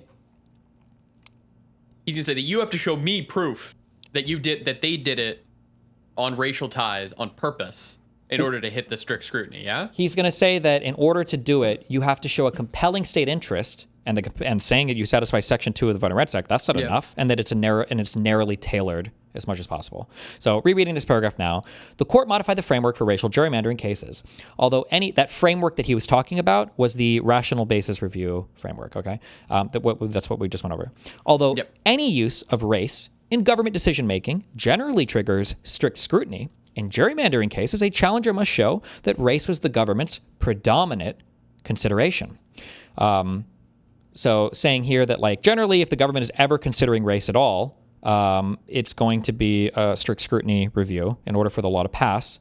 In gerrymandering cases, though, a challenger has to show that race was the predominant consideration, not just any, but the predominant one. And in cases where race predominated, states could sometimes assert that compliance with the Voting Rights Act provided a compelling interest justifying the use of race. So a compelling interest for why they had to use that class. Yet we never decided whether compliance with the act could constitute a compelling interest. Instead, meaning would that be enough to surpass the strict scrutiny ruling? Instead, we repeatedly assumed, without deciding, that the Voting Rights Act could constitute a compelling interest because in all those cases, the act actually did not demand of the states race-predominant redistricting. So saying that the Voting Rights Act didn't actually say that you had to use race when it came time to redistrict, meaning that we never applied the rational basis review to the entirety of the Voting Rights Act. And then thus, the states in those cases could not satisfy strict scrutiny regardless of whether compliance with the Voting Rights Act could provide a compelling interest. So he's just saying that you need to pass a strict scrutiny review, I believe, in order to assert some new maps. And you can't just say that, like, for your compelling state interest, the compelling state interest can't just be complying with the Voting Rights Act. You have to do, I believe, a step above and beyond. Yeah, that's making sense now. I see where he's going. What's up, Zip Zip?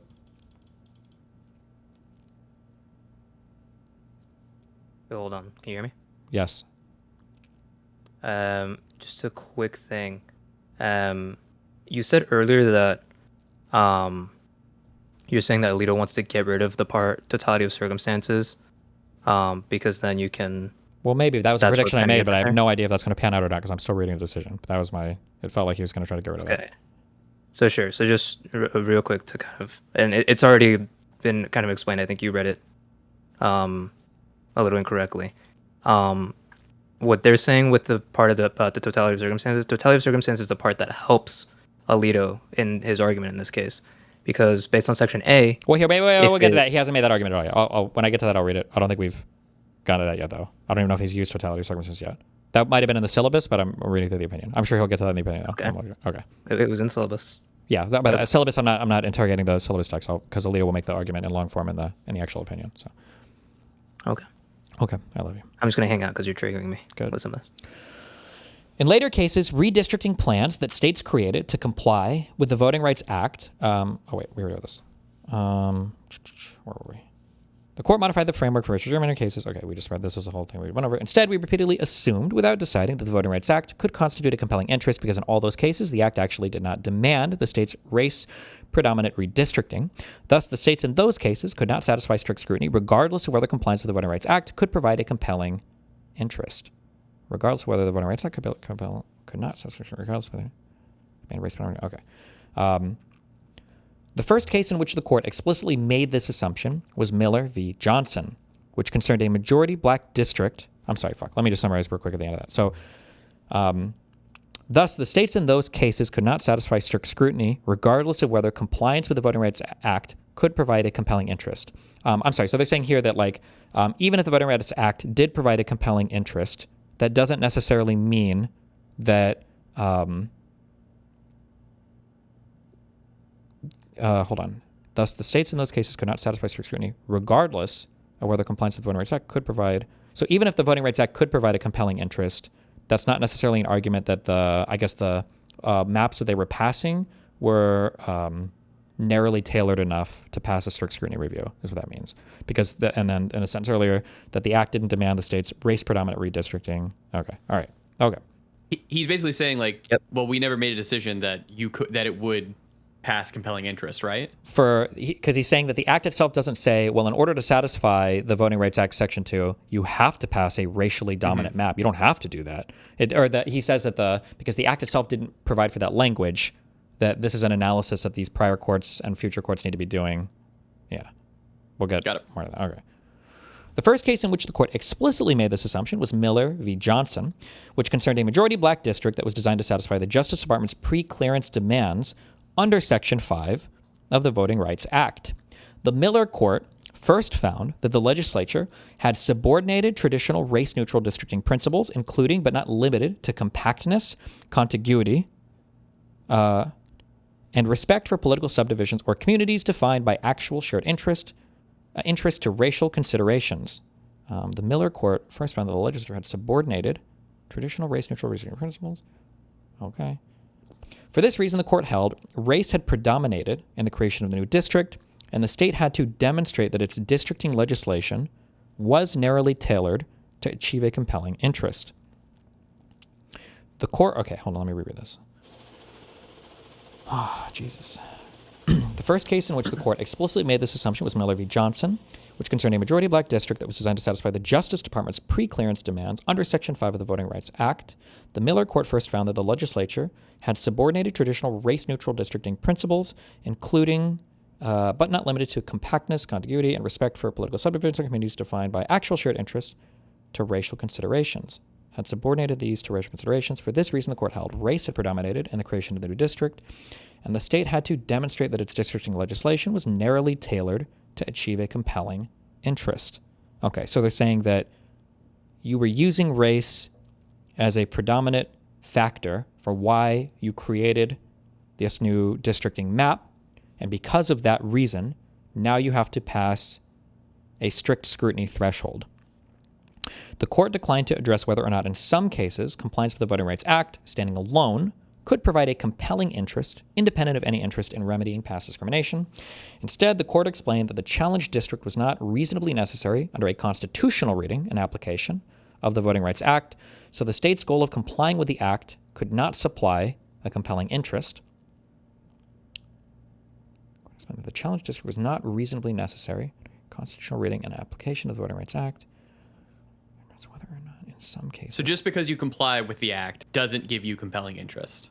Well, hold on. Is what he's saying. The court declined. He's saying in this Miller case, the court declined whether or not in some cases compliance with the Voting Rights Act, standing alone, could provide a compelling interest, independent of any interest in remedying past discrimination. Instead, the court explained that the challenged district was not reasonably necessary under a constitutional reading and application of the Voting Rights Act, so the state's goal of complying with the act could not supply a compelling interest.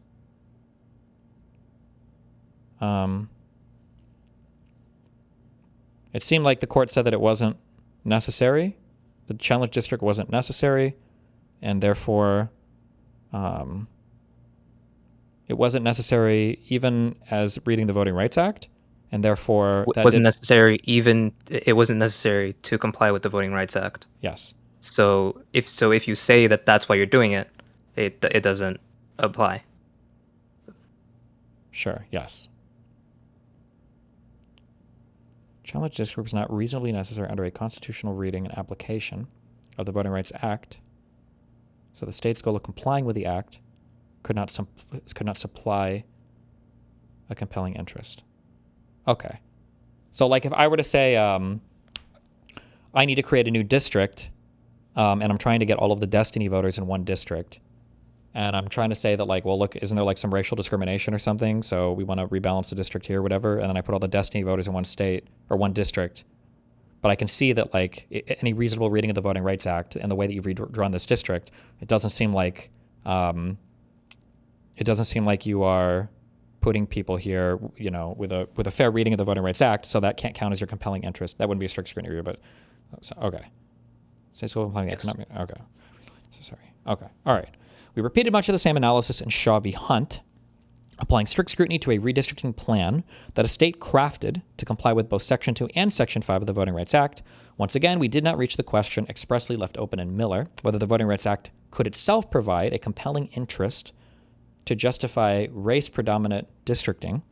After assuming, arguendo, for the purpose of resolving this suit, that compliance with Section 2 could be a compelling interest, we held that the plan failed strict scrutiny because it was not reasonably required under a constitutional reading and application of the Voting Rights Act. Likewise, in Alabama, Legislative Black Caucus v. Alabama, we applied strict scrutiny to a race-predominant districting plan that the state had created for two purposes. First, to come close to a one-person, one-vote ideal, and second, to ensure compliance with Section 5 of the Voting Rights Act. We held that, even if the Voting Rights Act could provide a compelling interest, the map did not satisfy strict scrutiny because it was not required by the Act. Once again, we left open whether compliance with the Act remained a compelling interest. Okay. I don't understand this last one. Because it was not required by the Act. What does that mean? The same. So it sounds like basically it's they're saying, basically what it's saying is that, like, let's say that, like, do you feel like you can explain this concisely, Subzip? Yes. Okay, go. Yes. So basically, it's saying in each of these cases, they're basically saying the same thing for all these three cases. Saying in each of these three cases, what ended up happening was they did a strict scrutiny test, and it's saying even if Section 2 of the Voting Rights Act did let you do strict scrutiny versus not allowing you to do that or having you do a rational basis or whatever, even if it was strict scrutiny, it wouldn't you wouldn't pass it. So we're tossing it. But he's not explaining why they wouldn't pass it. Is that just explaining the in this case? case they're not. No, and because that's not the important part for the point that he's making in this point. Okay. It sounds like what he's The saying is, important part is that they left it open. They said if it was strict scrutiny, not it is strict scrutiny, therefore that's why you lost. well, so it sounds like so strict scrutiny requires two things: narrowly tailored and compelling interest. And in all of these cases, it sounds like what's happening is the assumption by the state legislature is that if it satisfies the Voting Rights Act, that would count as a compelling interest. However, in all of these cases, it was ruled that they didn't satisfy the Act, therefore they got struck down. But it sounds like what Alito is saying is, but we didn't actually ask the question of, well, if they would have satisfied the Voting Rights Act, does that even make it a compelling interest? So it sounds like basically, like, let's say that if you're taking your mom out to eat, and in all three cases, like you and your mom, your dad passed some agreement, and it was like, mom needs a steak dinner in order to be happy. Okay, trust me. Wink, wink, nudge, Got nudge. it. Now let's say you take your mom out to eat at McDonald's, and then you go to Wendy's, and then you go to Burger King. Well, let's say that you go back home, and your mom is like, well, do you think this was a good time or whatever? And then you go to your dad, and your dad is like, well, did you take her out to a steak dinner? And you look at all of the three places you took her, and they were all fast food places. And you're like, okay, well, actually, I didn't take mom out to a steak dinner for any of these. So it actually, it like all of these sucked. It didn't work. All of the dinners were bad. Okay, they got struck down. Yeah. But what mom is saying in the background is, even if you did take me out to a steak dinner, I'm not even sure if that would have been good enough. But you didn't Got even it. take her out to a steak dinner, so we didn't even get So we're to not even address there. that question. We didn't even get to touch that. So for the Voting Rights Act here, they're saying, according to the Voting Rights Act, that maybe you need to have a race-based district in order to satisfy the Act. And in all three of these cases, they failed to do that. It didn't even satisfy the Act. But the state legislatures were trying to satisfy the Act because they thought that would count as a good dinner for mom. They thought that if they satisfied the Act, then that would be a compelling interest, which would survive strict scrutiny. But what Alito is saying is, even if you took your mom out to get a steak, even if you did satisfy what was required by the Voting Rights Act, we don't know if that actually counts as a compelling interest as insofar as strict scrutiny is concerned. So that question is kind of open, basically, on whether or not the Voting Rights Act could require a race-based redistricting, or if there'd be another test you would have to apply, I think, yeah. Jesus, fuck all this shit. All right, hold on.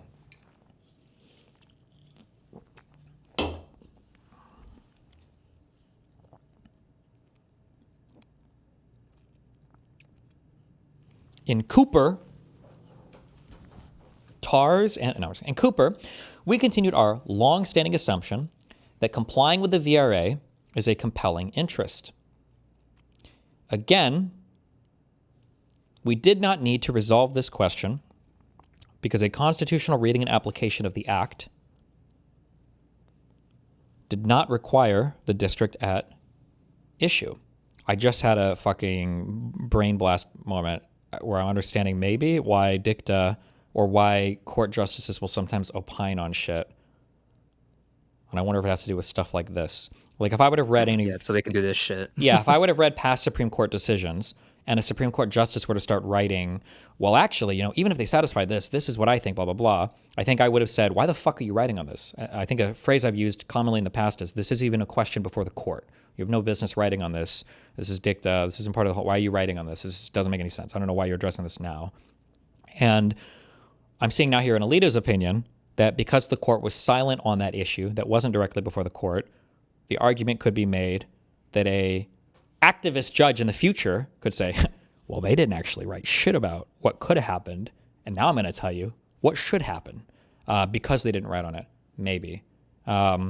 I don't know if So that's a you're good reason thinking to that's write. maybe why they do a spiel. Sometimes maybe, but there's like back and forth. You can go so much on random shit. And because of this, Alito can quote mine from every single one of these cases, even if everything else in the case has nothing to do with it or might contradict it. He can get these quotes. Correct.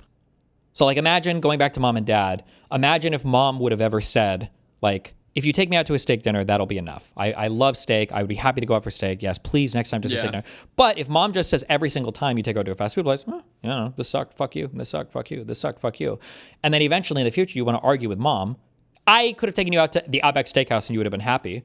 Mom can go, really? Go back and look at any of the times I complained about the fast food place you took me to and show me in there where I ever said a single time any steak dinner would be sufficient. And now you can't. Now you're fucked because every time mom shot down your dinner plans, all she said was, not good enough. You didn't say shit. Yeah. So now in all of these past cases related to the Voting Rights Act, there was never a comment made on whether or not simply satisfying the Voting Rights Act is a compelling reason to have a racially gerrymandered thing, because the courts never addressed that question, because they didn't even pass the threshold. The state gerrymandering maps didn't even pass the threshold of satisfying the Voting Rights Act. They've been silent on that question, which now gives Alito the ability to talk about it here. And Sotomayor and Kagan and everybody else, I'm guessing for the rest of this, when they go to write their response, they're not going to be able to quote anything from the past court on it because the past court didn't comment on it. Well, maybe they did, though. I guess we'll say their responses, but that would be maybe one reason why courts opine on things, maybe. But I'm sure there's a million, whatever. But okay. Again, we did not need to resolve this question because a constitutional reading and application of the act did not require the district at issue. And again, in Wisconsin legislature, we once more assumed that complying with the Voting Rights Act is a compelling interest.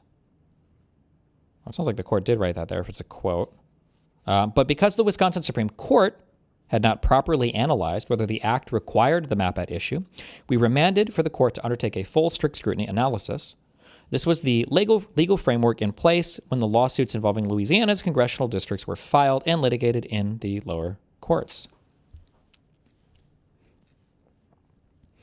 Alito gave us pictures.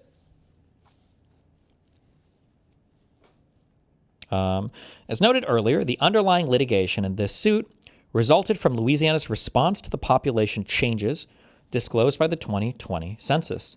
The subsequent reapportionment of House seats among the states left Louisiana with the same number of seats, 6, that had previously been allocated, but due to shifts in population, the state needed to recalibrate its districts. In 2022, Louisiana enacted a new map, HB 1, Homeboy 1, that closely resembled its immediate predecessor.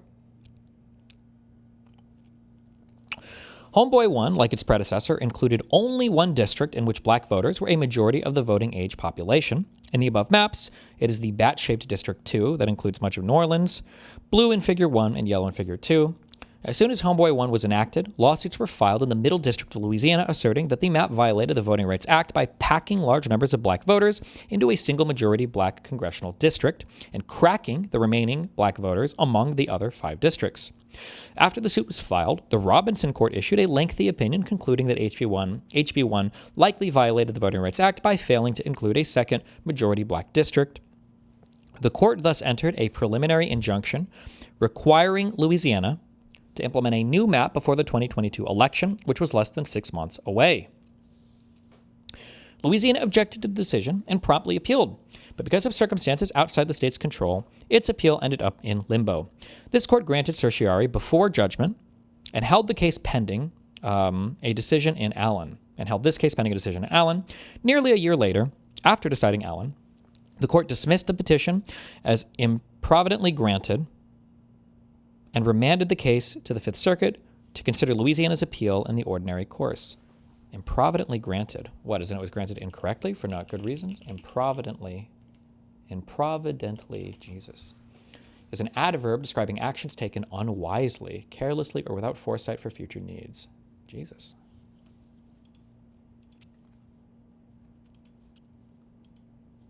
Okay.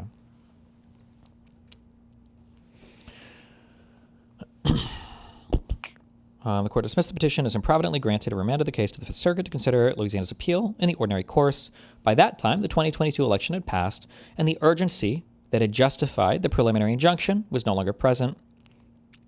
In a tentatively worded opinion, the Fifth Circuit held that the Robinson District's court decision was valid when it was issued, but that the preliminary injunction was no longer needed.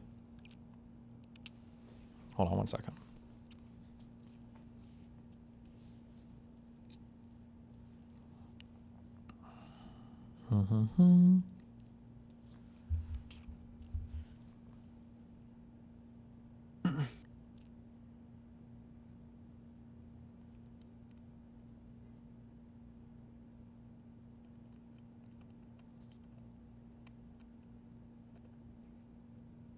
Okay. So that preliminary injunction was active through the 2022 election. So the challenge to that, what they claimed was a Voting Rights Act non-compliant map was not implemented through the 2022 election. It was enjoined by the district court. Okay. All right. Held that the Robinson Court decision was valid when it was issued, but the preliminary. Okay. In the absence of urgency, the Fifth Court remanded the case to the district court with instructions to give Louisiana time to draw a new map. If Louisiana failed to do so, the Fifth Circuit suggested the district court could proceed with a trial on the merits and, if needed, remedial proceedings. After the Fifth Circuit's remand, Louisiana did not have many options. In the Robinson decision, the district court held the plaintiffs were likely to prevail. After the Fifth Circuit's remand, Louisiana did not have many options. In the Robinson decision, the district court held that the plaintiffs were likely to prevail on their claim that the Voting Rights Act demanded the creation of a second majority black district. So if Louisiana refused to adopt such a map, the district court would likely draw one and mandate its use. Wishing to avoid that outcome, Louisiana decided to draw its own map. After a deliberative process, Louisiana enacted the map at issue in this suit, SB 8.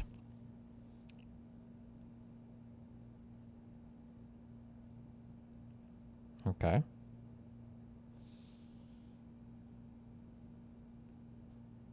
I don't know. It seems like we need individual or independent coalitions to come in and like do the maps. This seems really retarded. Well, maybe these are. Wait, real quick. In the Robinson decision, the district court held that the plaintiffs were likely to prevail. Likely to prevail on the success of a thing is an element for satisfying a preliminary injunction requirement. Why does this matter? They did prevail if they won. So why are we talking likely to prevail? Are they saying likely to prevail like on appeal or something? Or I don't understand that. I don't know. Okay.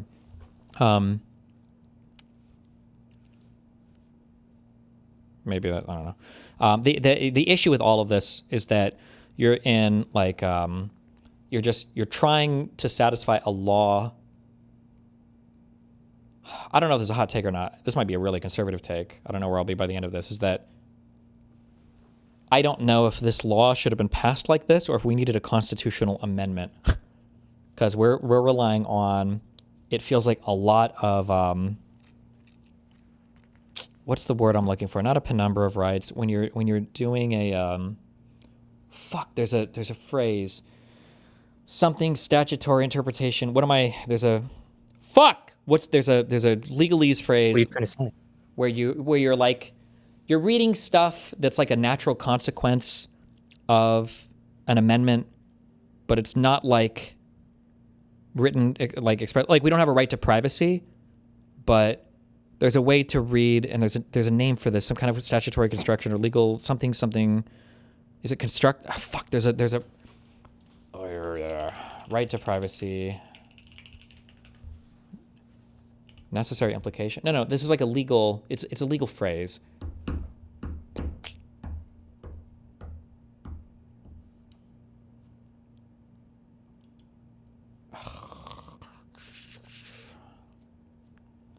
Penumbra, I feel like a penumbra of rights is like when you are deriving rights from like multiple, like that's one phrase you can use, but there's something else that I feel like I'm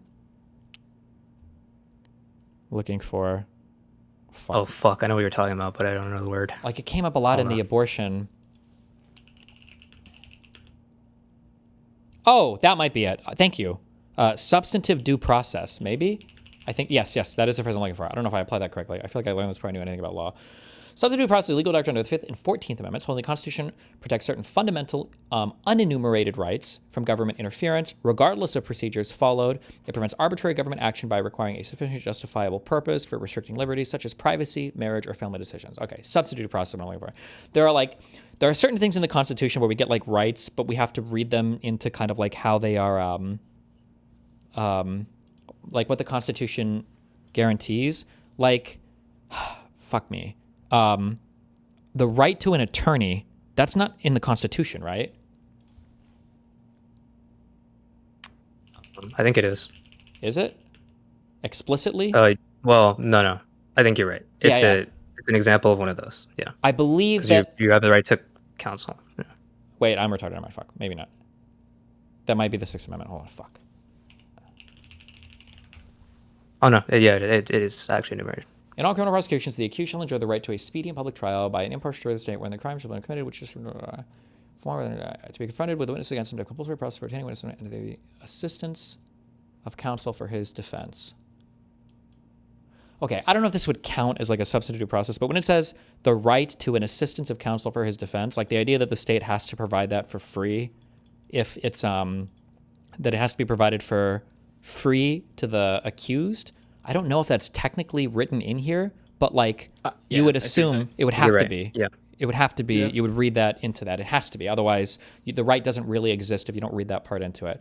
And I believe that when you get into like rights to privacy and stuff, that's where you get a lot of those from. Is that like, well, reading these amendments, you kind of this naturally follows. The word you were thinking of was not substantive process. It was unenumerated rights. Well, substantive Meaning due the right that's process not deals enumerated. with unenumerated rights. Yeah, but this is Yeah. But so I believe, or just in my, I'm giving People are talking about the latest. Shut up, bitch.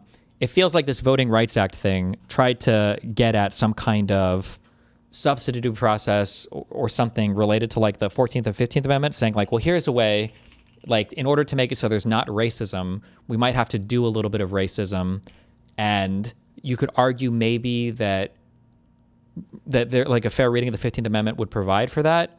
However, maybe there should have just been a new amendment. So I'm sorry. So like reading the 5th Amendment strictly, it says, the rights of citizens of the United States to vote shall not be denied or abridged by the United States or by any state on account of race, color, or previous condition of servitude, right? So you could read that in a way to where it's like, oh, well, I am going to create districts that are for every landowner or for somebody that makes over a certain amount of dollars or whatever. And therefore, we're going to say, oh, well, look, now we've created districts. And somebody could say, well, hold on. There's literally no representation of like what a black voter would want in this state. And so then you could say, well, what does that mean? Well, I think we actually do need to be sensitive to race when we're creating these districts, which means you kind of are in a way denying or abridging the rights of like white voters in those states. But you could argue that in the roundabout way of satisfying the 15th Amendment, we actually kind of do need to consider race and abridge some white people so that other people aren't being abridged. But that's like I think that would be like a substantive due process argument. Like you're reading a little bit past this amendment, which isn't always bad, but like in these areas, I feel like it's so fucking complicated that you run the risk of doing this legislatively because obviously the Supreme Court could reinterpret the Constitution or the law in such a way that now it's either struck down as unconstitutional or the way it's applied is completely different. Does that make sense? Yeah. Okay. We need more. We need our Congress to actually fucking work and Well, pass shit. no, not here. In here, we're talking about the Constitution. Well, you could say you need the Congress to pass a constitutional amendment. They Those are have to do really, that, really, right? really hard. Yeah. Yeah, they're very hard. Well, in this case, for the issue is with the 15th Amendment and with the section of Voting Rights Act, is that it doesn't say that you have to intend to deny or abridge someone's vote in order for it to work. Like the 15th Amendment, whenever the 15th Amendment was passed, people's votes were still abridged, and their rights were still abridged after the 15th Amendment. That's why the Voting Rights Act was made, Yeah. to enforce the 15th Amendment. And then it was later amended even after that because it was still not people's votes were still being abridged because they were just not outright saying that it was intentional. Therefore, they could get away with it. Yeah. And then that's why the amendment was made in 1982 to deal with the results Sure. of a particular law. The annoying just the thing intention. is that, in my opinion, and obviously there's disagreements on this based on how much of a partisan fuck you want to be, this is a thing that's easily addressed by a Supreme Court because as districts and then different circuits are all making rulings on this, eventually you kind of see where the interpretations are, and then the Supreme Court will begin to rule and set precedents for how this is looked upon. And even if in the future somebody might look back and go, I don't think the court got this right, well, that's what they said, and that's what all the legal precedent has gone by, so you kind of stand by that opinion. But if you're going to have new, I would say, activist judges come in and go, I think that the court actually got it wrong in Roe. I think that the court actually got it wrong in Miller. I think it should be like this. And you say, bloop, fuck the last 50 years of jurisprudence, fuck stare decisis, fuck all these other concepts. I'm just going to totally rewrite how we interpret this. That threatens to, in my opinion, undermine the legitimacy of your common law, of your court system. Because now you're basically saying, well, for the Supreme Court, who the fuck cares how they've applied prior cases? It could just be that a new guy comes in and says, oh, actually, fuck it. I disagree with all of that, which is not good, I think. But that's going to happen again if the court got packed, right? yeah, theoretically, that's what people like or want. Sometimes, yeah. Jesus. Okay.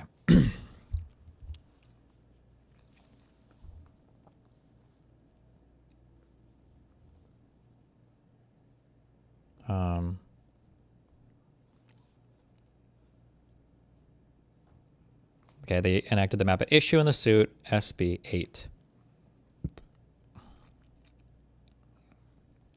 Whoof, revived Mieri. You better fucking go into hiding. Roberts is literally hunting you down right now.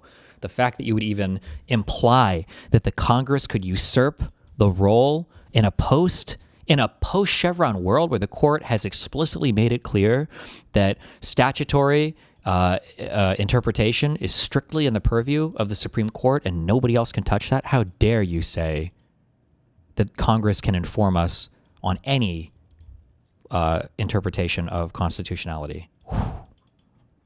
Roberts is smashing your door, breaking down your door to your house right now.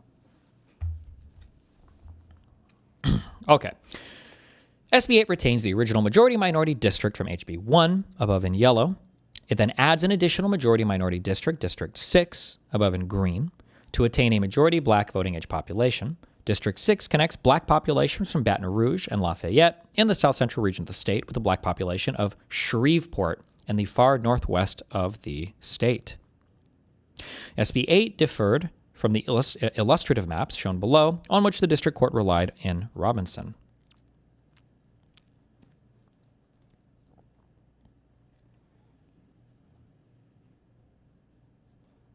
Wow, so many pictures, Alito. Thank you. These illustrative maps also include a second majority-minority district, but one with very different boundaries, shown in blue in the top 4 maps and in green in the bottom 2 maps. This district connects largely urban black communities in Baton Rouge and Lafayette, with more rural black communities in the northeast corner of the state. By contrast, SB 8's District 6 connects the Baton Rouge and Lafayette black populations with the distant black population in Shreveport in the northwest. Louisiana adopted this scheme rather than the one used in the Robinson illustrative maps because it protects the Republican incumbents the state considered most important, Speaker of the House Mike Johnson, House Majority Leader Steve Scalise, and Appropriations Committee member Julia Letlow. See brief for appellant in this court case below. Not long after SB 8 was enacted, another lawsuit was filed, this time in the Western District of Louisiana. A group of plaintiffs, the Calais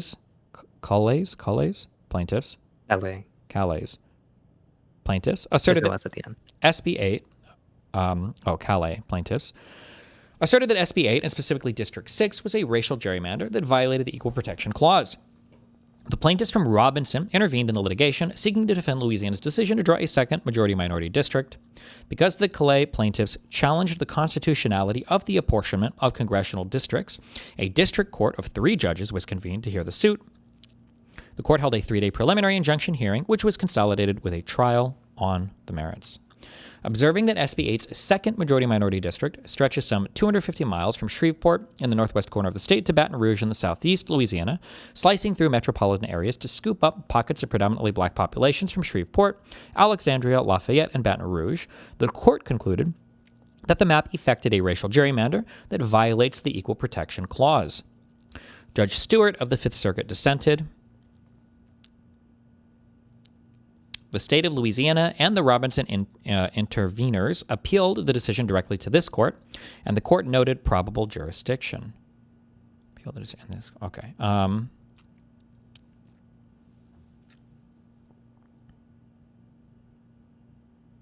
When it says that the court concluded that the map effected a racial gerrymander that violates the Equal Protection Clause, does that mean they did engage in the rational basis review? I imagine they must have. It's just saying that it was. Well, how would you determine, in order to determine if it violates equal protection, wouldn't you have to engage in that review?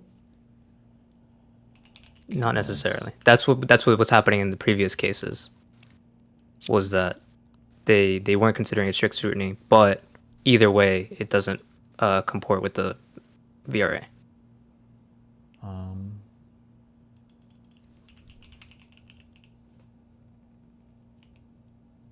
Fuck. Oh, this is the same. Okay, well.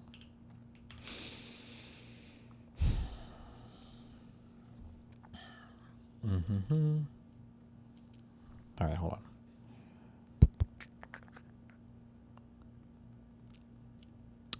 After an initial round of briefing and argument last term, the court restored these cases to the calendar for re-argument this term.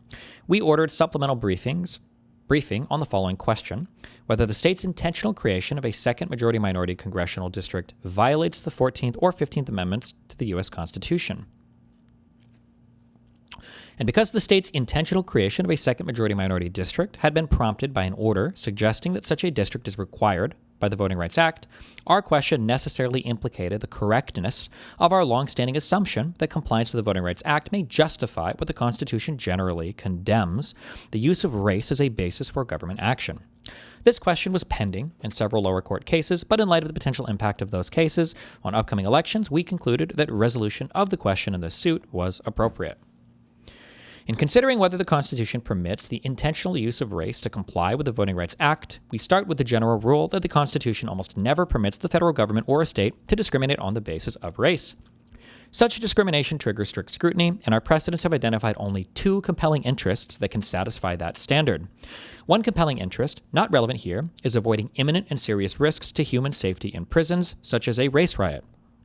The only other compelling interest we have found is remediating specific, identified instances of past discrimination that violated the Constitution or a statute. To rise to the level of a compelling state interest, an effort to remediate past discrimination must satisfy two conditions. First, the discrimination must be identified discrimination. In other words, the state or federal government must identify the specific instances of past discrimination that it aims to remediate, and, in light of that specification, must determine the precise scope of the injury it seeks to remedy. The states and federal government have no compelling interest in generally remediating past discrimination in a particular industry or region or the effects of societal discrimination. Second, after identifying the specific instance of discrimination, the institution that makes the racial distinction must have a strong basis in evidence to conclude that its remedial action is necessary.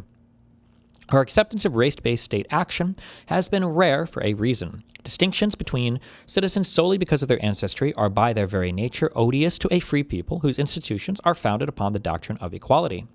And in redistricting, where the state assumes from a group of voters race that they think alike, share the same political interests, and will prefer the same candidates at the polls, and engages in racial stereotyping at odds with equal protection mandates. The question before us now is whether compliance with the Voting Rights Act should be added to a very short list of compelling interests that can justify racial discrimination. To answer that question, we must understand exactly what Section 2 of the Voting Rights Act demands with respect to the drawing of legislative districts. We therefore turn to the text of that provision.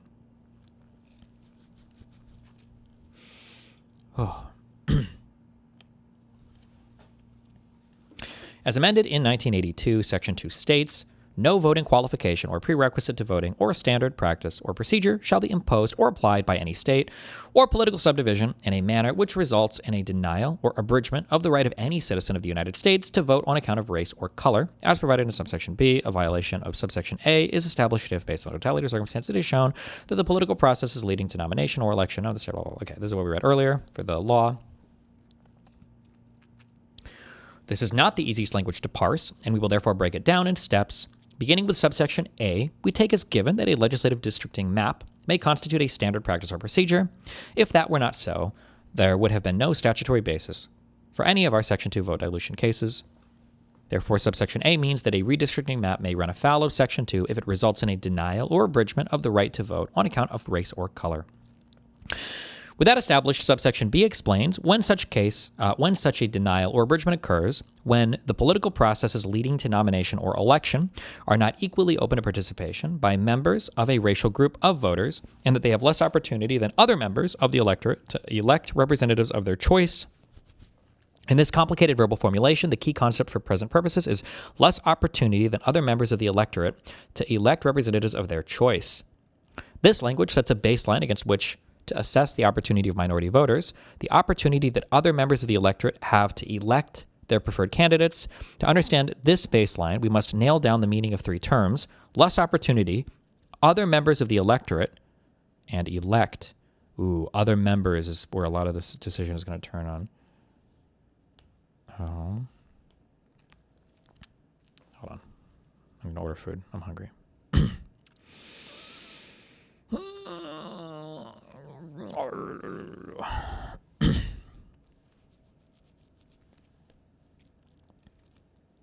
How far are you in your Lego build, Moon? I'm like halfway now. Wow. Not bad. Well, aren't you cool? What are you ordering? You know, I'm on a McDonald's kick right now, so. Okay. Some nuggets? My chicken nuggies, hell yeah. I hear that.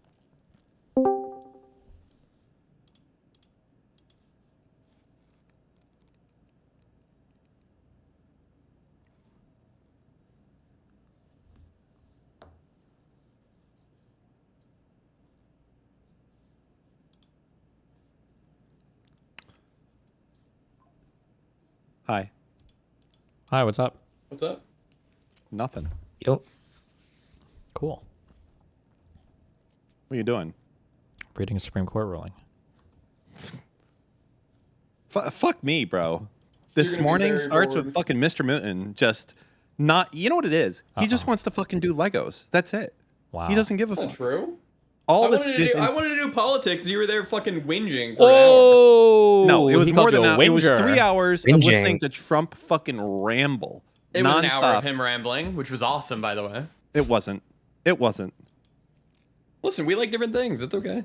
No, you don't like that, and I don't like that. You were playing Legos. Politics is interesting. What do you mean I was playing Legos? You fucking retard. I wasn't touching the Legos. You were touching the Legos. No, I was taking notes. You were taking notes on Trump rambling. Yes. I can show you the book. I want to know what he was rambling about. Well, it's not always what he's rambling about because I know the 50 times he says it. Hold on.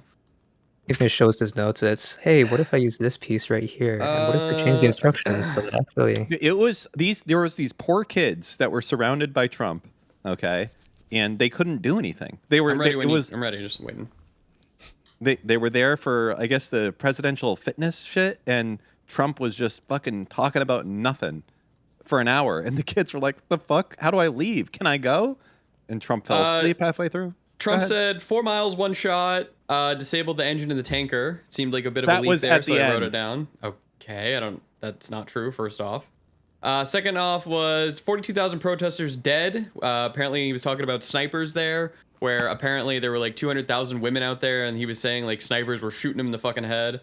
He also said Iran wants a deal, not what they say in public, but in private they're saying that. He said 60% of the oil from Hormuz is China gets their 60% of the oil China gets from Hormuz, the Strait. Apparently Japan gets 90% of their oil from there. Don't know if that's true. Iran's inflation's at 150%. Apparently they're not paying their soldiers. Apparently this is being rumored in multiple sources. There's new trade routes maybe happening because they're learning habits. Maybe that. He talked about 47 years again, and he said that they knocked down 111 missiles at their ships in the Strait. What you're reading right now is the daily briefing that what's his face gives to you. Okay. Okay, all right. Give I don't me, know. give You're me 10 triggering. minutes, and let me just get through section 1 of this, and then I'll be done. Okay. In isolation, opportunity. Okay. So we're trying to figure out what less opportunity, other members of the electorate, and elect mean. In isolation, opportunity could refer to either a desired outcome or a chance to achieve that outcome. As used in Section 2B, however, opportunity must mean a chance to achieve a desired result because the Voting Rights Act does not guarantee equal outcomes. Accordingly, less opportunity must mean a lesser chance. In ordinary usage, less opportunity often takes on such meaning. One might say, for example, that men under 6 feet tall have less opportunity to play in the NBA than those who stand at least 6 feet 7 inches, the current median. The next term, other members of the electorate, specifies the comparator to be used in determining whether the group protected by subsection A has suffered or is threatened with suffering less opportunity to elect representatives of their choice. In conceptualizing the members of this comparator group, we may think of a randomly selected member of the electorate who has particular voting preferences, or we may think of a randomly selected group of voters who share certain voting preferences. These voting preferences may be based on a candidate's party affiliation, ideology, stance on a particular policy issue, personal charisma, or some other characteristic or set of characteristics. But whatever they are, the situation of these randomly selected voters must be compared with that of minority voters alleged to have suffered vote dilution.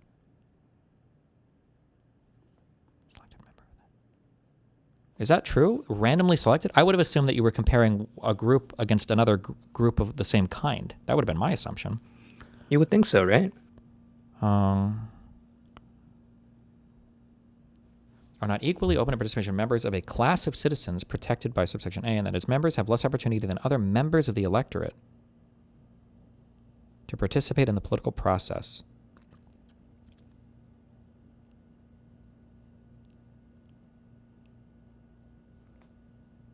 Huh. That's an interesting reading of that. I would have never assumed that. I would assume that, like, if you have a large Mexican voter base or a large black voter base or a large Asian voter base, that the large Asian voter base has their interests represented the same way as the countervailing white voter base or other racial voter bases, not a random subsection of, or not a random cross-section of the electorate. I don't know if there's any case law or any speeches by Congress at the time that would justify that, or if he just says that, and we're just... You want me to spell that part for you? What? He's just saying it. Yeah, but I feel like that's an important distinction. Huh. Interesting.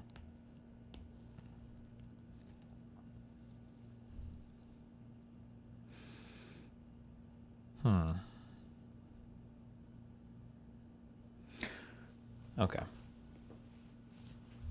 Wait. Okay. This brings us to the final term, to elect, as used in Section 2B. This term must refer to the achievement of electoral victory by casting a ballot. Putting all these terms together, the baseline is the chance enjoyed by non-minority voters to secure the election of their preferred candidates. What, then, is the chance that any given non-minority voter or group of non-minority voters has to secure the election of a preferred candidate? The answer to this question depends on the voting preferences of other voters in the district.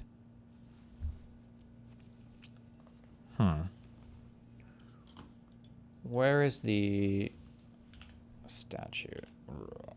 Hold on.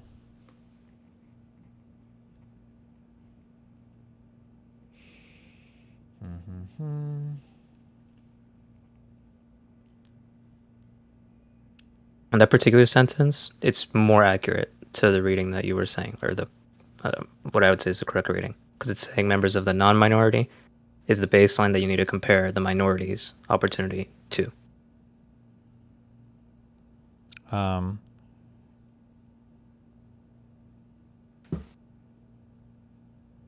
Well, when he says, what then is the chance that any given non-minority voter or group of non-minority voters has to secure the election of a preferred candidate, that the non-minority voter thing there still seems to be like compared to a random person. as opposed to compared against like the majority group or a non-minority group. But I don't know. The answer to this question depends on the voting preferences of other voters in the district. Is that true? Like if I were to say we're going to pass maps and they happen to disenfranchise every black voter, it sounds like under his rationale here, we could say, well, all the black people voted for this candidate, and hey, guess what? The white people in these other districts, they voted for that candidate too, so it's fine. That sounds like the argument he's rolling with here. Yep. Chance to answer this question was on the voting preferences of other voters in the district. For example, in a district where most voters prefer Democratic candidates, a Republican voter in that district will have a low chance of securing the election of his or her preferred candidate, but that chance would be substantially higher if the district were instead filled with voters who prefer Republican candidates. The roster of voters who end up in a given district depends in turn on the districting criteria used by the state in drawing a legislative map. I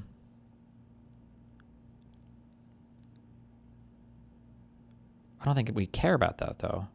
We don't care who you prefer. We care about the class of people making the preference, right? Yep. Are not equally open to participation by members of a class of and that is members have less opportunity than other members of the electorate to participate in the political process and to elect representatives of their choice.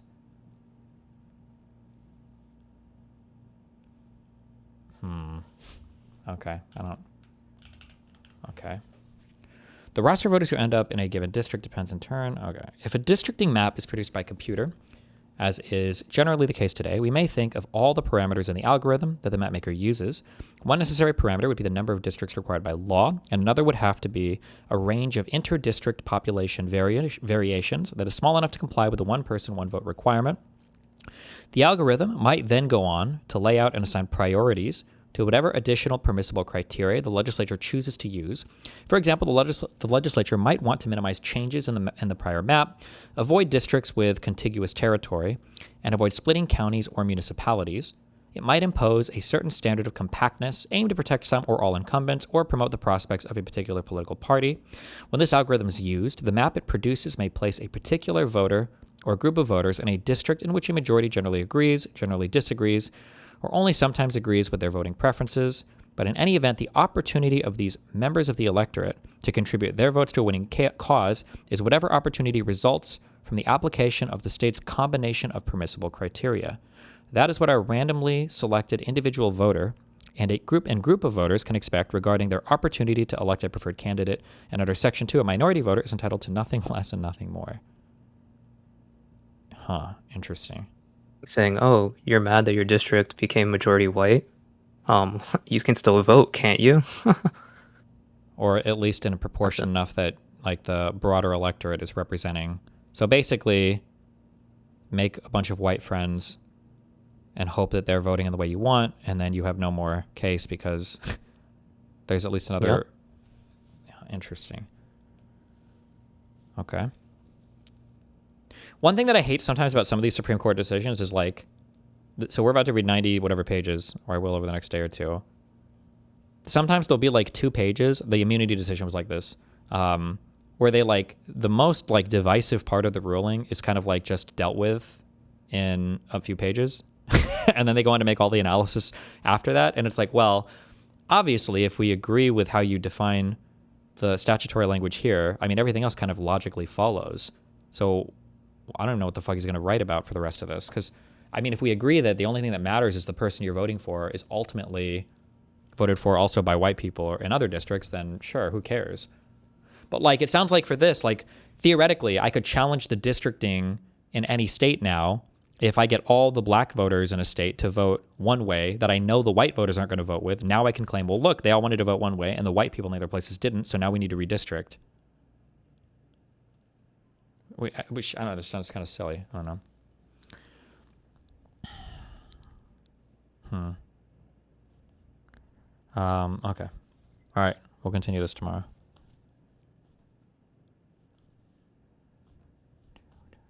That's it? You didn't even get to the good part, man. Listen, a lot of bullshit here. Okay. It's a lot of bullshit. Jesus.